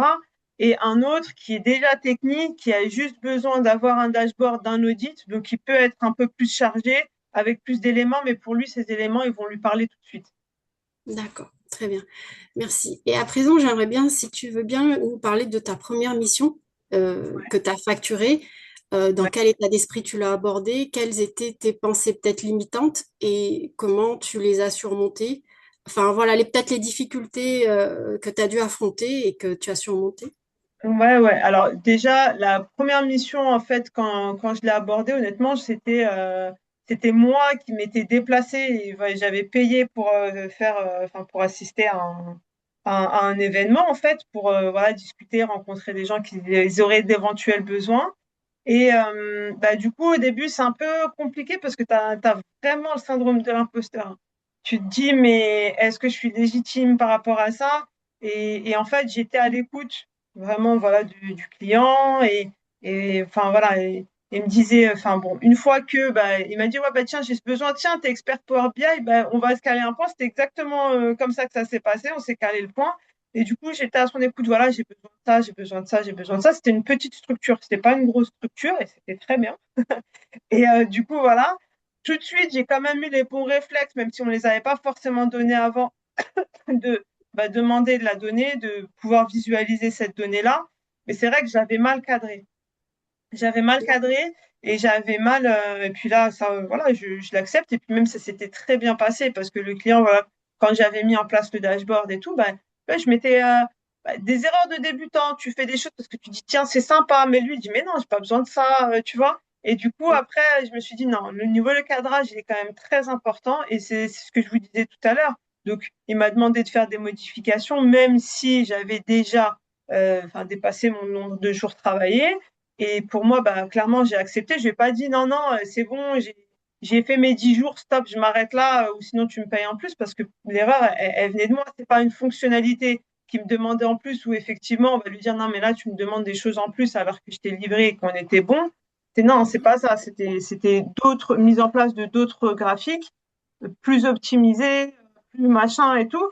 Et du coup bah, le client, voilà, j'ai pris, après, j'ai rajouté, je crois, 2, 3 jours de travail. Et puis après, bah, on était bon. Et voilà, donc t'as quand même cette première impression où tu te dis, est-ce que je suis légitime? Mais après, tu te dis, c'est pas grave. Tu écoutes bien ton client, tu demandes la donnée, tu mets en place ton cahier des charges. Là, je te le dis, tu mets en place ton cahier des charges, parce que ouais, j'ai fait l'erreur la première fois, faut faire attention à pas forcément la faire pour vous. Et une fois que le cahier des charges est fait, il faut quand même rester un minimum flexible, parce que quand on voit de la donnée, souvent on a de nouvelles idées qui émergent, mais après voilà, on est bon, et puis après on délivre, et puis voilà. D'accord, très bien. Merci pour ton partage en tout cas.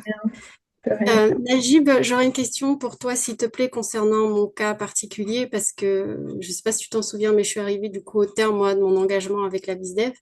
Et là, Oui. du coup, je ne sais pas s'il faut que je vois avec toi en off ou si on peut en parler maintenant ou je t'envoie un mail. Le plus simple, si tu peux m'envoyer un petit mail, et puis avec plaisir, s'il y a besoin, après on se fait un petit coup de téléphone avec grand plaisir. Je te mets mon Ok. mail rapidement. Hop, Oui, tu l'avais déjà mis tout à l'heure, du coup, mais c'est je te gratuit, je faisais te le quoi? mets une deuxième fois, il n'y a pas de problème. Tu Super. m'envoies un petit mail et s'il y a besoin, on s'appelle avec grand plaisir, Emmanuel. D'accord. Merci à vous deux en tout cas. Bonne En soirée. prie, avec plaisir.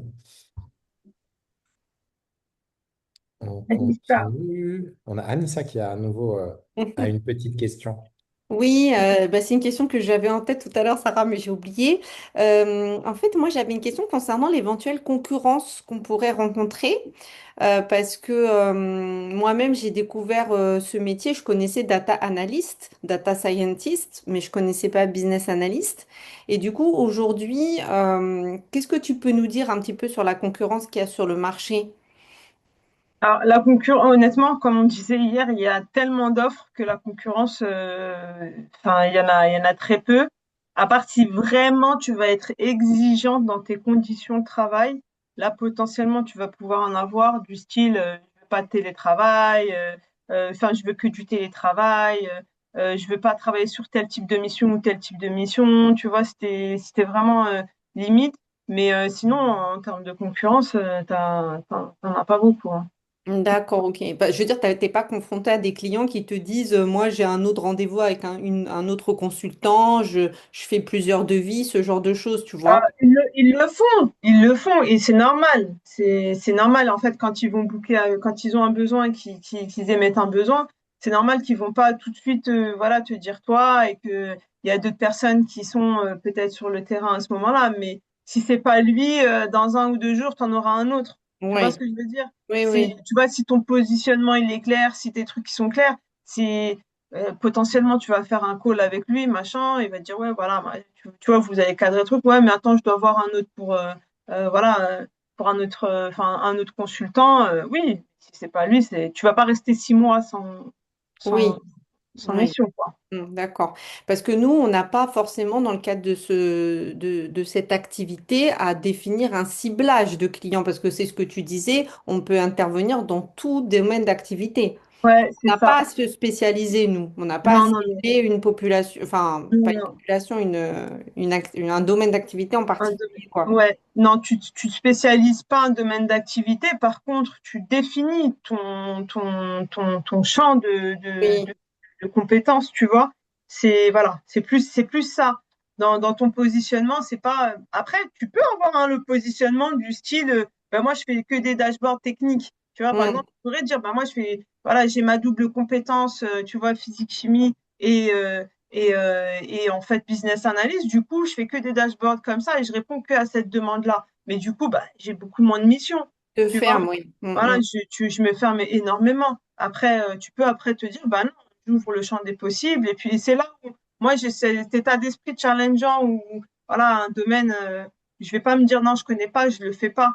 Et tout en sachant qu'il y a quand même des va-et-vient avec les experts métiers qui est indispensable. Et même, je vais même aller plus loin, c'est que dans un même domaine, tu peux être sur plusieurs typologies de clients qui ont, dans un même domaine, des données totalement différentes. Donc, Oui, tu vois? Donc, c'est pour oui, ça que se fermer, se dire je fais ça ou je me cloisonne à ça, bah, pour moi, c'est juste fermer le champ des possibles, quoi. oui, oui. D'accord, ok. Bah, en tout cas, félicitations pour la maintenance. Mon mari, il y est depuis 20 ans et effectivement, domaine typiquement masculin, très technique. Bravo à toi! Ouais, et quand ils te disent non, c'est Ouais, quand ouais, quand tu les convaincs. ouais, les techniciens de maintenance, il faut savoir communiquer avec eux. Exactement, t'as tout compris. Mais T'as tout effectivement, toi, tu ressens que ça t'enrichit, j'imagine aussi, de pouvoir justement intervenir dans des domaines d'activité un peu Ouais, challenge. ouais. Après, moi, j'ai cet état d'esprit-là, hein. C'est pour ça aussi que je pense que je suis comme ça. C'est que je me cloisonne pas à quelque chose et je me dis pas, bah, je reste sur ça et je fais pas autre chose. Sinon, je serais restée enseignante de physique-chimie, hein. C'est J'étais, vrai. on va pas se mentir.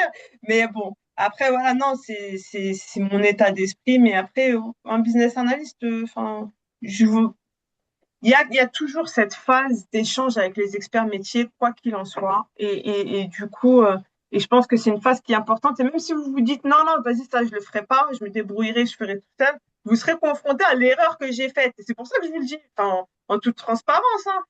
C'est important d'écouter, de cadrer, de poser des questions. Et même si des fois ça prend le temps, et au contraire, hein, le client, quand on pose des questions, lui, ça le rassure. Parce qu'il se dit, mais en fait, elle est en train d'essayer de comprendre vraiment ma problématique. Et on n'est pas en train d'aller à droite alors que je veux qu'on aille à gauche, quoi. Donc, Oui, oui. Mm, mm. faut pas... Ok. Ok, Sarah, merci beaucoup. Merci à toi. Euh, Je vois pas d'autres questions. Bon, en tout cas, je suis extrêmement heureux de, voilà, de voir business analyst spécialisé Power BI dans toute la communauté. Et c'est vrai qu'en tous les cas, sur ces 3 jours, on a reçu vraiment plein de value, donc c'est top. Si vous avez besoin, encore une fois, de visionner les replays, profitez-en ce soir, profitez-en demain. Enfin, les replays, en tous les cas, ils sont disponibles, ils sont même directement sur YouTube. Donc, comme ça, c'est même très facile de pouvoir les visionner. On est good. Peut-être l'une des dernières questions. Il est 19h41. Yes, Ayat. Hop là. Bonsoir, bonsoir Najib, bonsoir Oh, Sarah, Ayat. Bonsoir, bonsoir Ayat. tout le monde. Alors, Merci. j'écoute depuis tout à l'heure. Alors, j'avais une petite question. Au niveau des IA, est-ce qu'on pourrait les utiliser pour nous donner un coup de pouce? Je sais qu'ils ne peuvent pas nous aider, mais on compte pas sur eux, mais bon, heureusement Ouais. qu'ils ne peuvent pas nous remplacer aussi. Non, non, elles pourront pas te Euh, remplacer. ouais, Oui, tu peux notamment quand tu as des formules en DAX à utiliser pour créer des nouvelles mesures, ouais, tu peux utiliser l'IA et elle t'aidera. Le reste, franchement, tu peux lui poser la question, mais après, la question, c'est faut lui poser la question de manière très claire. Et là, on est plus sur du prompt engineering que sur de la business analyst, parce qu'il faut être très clair dans ce que tu vas lui demander, du style, j'ai tel fichier de données qui est comme ça, avec telle colonne, nommé comme ça, machin, pour pouvoir faire ça. Comment je fais? Tu vois? voilà, Et ouais. voilà. Faut être très clair. Donc, si tu as la capacité d'être clair, bah, autant tu verras qu'avec les compétences tu vois, en tout cas, dans la formation, j'ai vraiment fait en sorte que tu vois, il y ait des capsules vidéo pour tous les aspects techniques, des petites capsules de 3-4 minutes pour que vous voyez où on clique et ce qu'on doit faire. Mais après, tu peux l'utiliser pour le DAX. Moi, je sais que encore maintenant, des fois, je l'utilise pour le DAX pour gagner du temps parce que voilà, mais je sais prompter, je sais lui dire quelles données j'ai et qu'est-ce que je veux à la fin, avec quelles conditions. C'est quand on a des DAX vraiment avancés que je l'utilise et puis voilà, sans aucun problème, hein. J'ai pas de souci là-dessus, hein. Comme il y en a tellement, nous faut les noms, tout ça, Les noms de. les IA, parce qu'il y en a plusieurs. Bah, en fait, il y a l'IA Copilot qui est interne à Power BI, vu que Ah c'est oui, un outil d'accord. Microsoft. Donc, tu peux utiliser Copilot, mais après, tu peux utiliser. Il n'y a pas d'IA, enfin, à part Copilot, il n'y a pas d'autre IA qui est plugué à l'intérieur, hein, tu vois. D'accord. Et les autres IA, non, elles ne te serviront à rien, à part si tu utilises ChatGPT où tu vas lui dire je suis sur Power BI, j'ai tel dataset, j'ai tel machin, etc. et je veux faire Ok. ça. Là, il va te le dire, mais bon. Et en attendant le 2 mars, pour gagner du temps et se nourrir plus au niveau d'infos, tout ça, et on peut Ouais. y aller sur de certains sites ou acheter des livres pour être mieux formé, pré-formé. Euh, Oui, tu peux, franchement, acheter des livres, honnêtement, ça va pas t'enrichir. Même aller sur Internet, il y a des capsules sur Internet, mais en fait, ça va être une capsule sur un domaine spécifique au niveau du Power BI. Il faut que toi, tu puisses le cibler pour que ce soit enrichissant pour toi. Donc, ouais, en attendant le 2 mars, mais c'est pour ça qu'on fait quelque chose le 24, hein, déjà, et ça passe vite, hein. d'accord. Donc, on va faire un premier live le 24, et puis voilà. Ok. C'était tout alors pour mes questions. Merci. Bonne Merci, Aya. soirée. Merci. Et tiens, on a Philippe qui a levé la main. Hello. Salut, Philippe.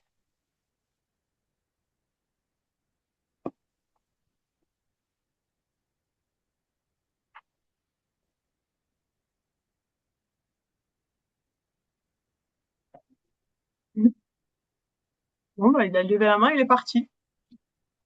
Il nous montre la peinture, ouais. Ah, ça, t'as tout compris. Philippe, est-ce que tu nous entends? Ah, non, non, non, non, non, non, non, non, non. Mince, on t'entend pas. Peut-être, je te laisse passer par le chat, peut-être, Philippe, hein. Peut-être que c'est ton micro qui marchait pas. Ok, mais parfait, on est bon. Peut-être un dernier mot pour la fin, pour les personnes que tu vas accompagner, Sarah.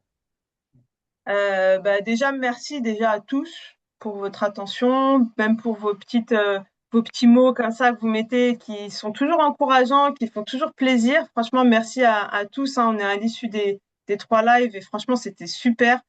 J'ai pris franchement beaucoup de plaisir à vous transmettre tout ça en toute transparence, nature, peinture, et je vous ai donné tout ce que je pouvais vous donner pendant ce temps-là. Et pour ceux que je vais accompagner, ben, j'ai hâte de commencer cette aventure avec vous. J'ai hâte de, de voir votre montée en compétences et que vous ayez votre satisfaction. Et votre satisfaction, honnêtement, sera la mienne, même si ça fait un peu phrase un peu bullshit, mais en vrai, c'est vraiment vrai. Voilà, honnêtement, vous avez compris, vous savez que je suis une personne qui suis engagée et qui suis passionnée par la transmission et j'aime énormément ce que je fais. Donc hâte de vous retrouver pour nos premiers lives, hâte que vous me retrouviez sur la plateforme avec toutes les capsules que j'ai faites avec beaucoup d'attention. Et puis, en tout cas, je serai là vraiment pour vous accompagner, pour votre montée en compétences. Et sachez dès maintenant que pour moi, il n'y a pas de questions bêtes. Vous pouvez me dire ça, voilà, j'arrive pas, etc., etc. Je serai là pour vous aider, pour que vous montiez en compétences et que derrière, vous puissiez en fait aller, aller en fait pouvoir vivre de cette activité de manière confortable, très clairement. Super. Le plus important, de toute façon, ça reste toujours la résilience, passer à l'action, comme ce que tu partages, Philippe, hein. C'est vraiment en passant à l'action, de toute façon, que vous obtiendrez bien entendu des réponses. Euh, En tout cas, le programme, il est solide et surtout, vous êtes accompagné 3 fois par semaine. Mm. Franchement, là, c'est évident en fait que en étant accompagné 3 fois par semaine à rythme de 60 minutes, c'est enregistré, bien entendu. Vous avez 3 mois pour vous transformer en business analyst autonome. Et puis surtout, bah, c'est évident, là, vous allez passer un cap, hein, parce que là, c'est en B2B 100%. Donc en plus, vous êtes forcé de grandir. C'est évident. Euh, Chouette, Sarah. On va vivre Ouais. plein de choses. Donc, démarrage officiellement le 2 mars à 12h30. Mais avant, on a le 24 février, un rendez-vous à 12h30 qui sera notamment un rendez-vous de pré-lancement avec plan d'action, questions-réponses. Donc voilà, ça va être chouette. Voilà, on Mm. est bon. On va se souhaiter une excellente soirée. Prenez la meilleure décision pour vous en tous les cas. Je vois qu'il y en a qui ont déjà booké en même temps pendant qu'on parlait, donc félicitations à vous. Soyez les bienvenus. Et puis, bah voilà, à vous de jouer. Passez une excellente soirée. À très bientôt. Merci à À vous. très bientôt. Merci Sarah. Bye À très bye. bientôt. Bonne Ciao. soirée. Salut à vous. Oui, Bonne bonne soirée à soirée. tous. Bonne soirée. Bon Bonne courage. soirée Christelle. Bye bye. Bonne Merci. soirée Nathalie. À Salut. bientôt. Bonne soirée à tous.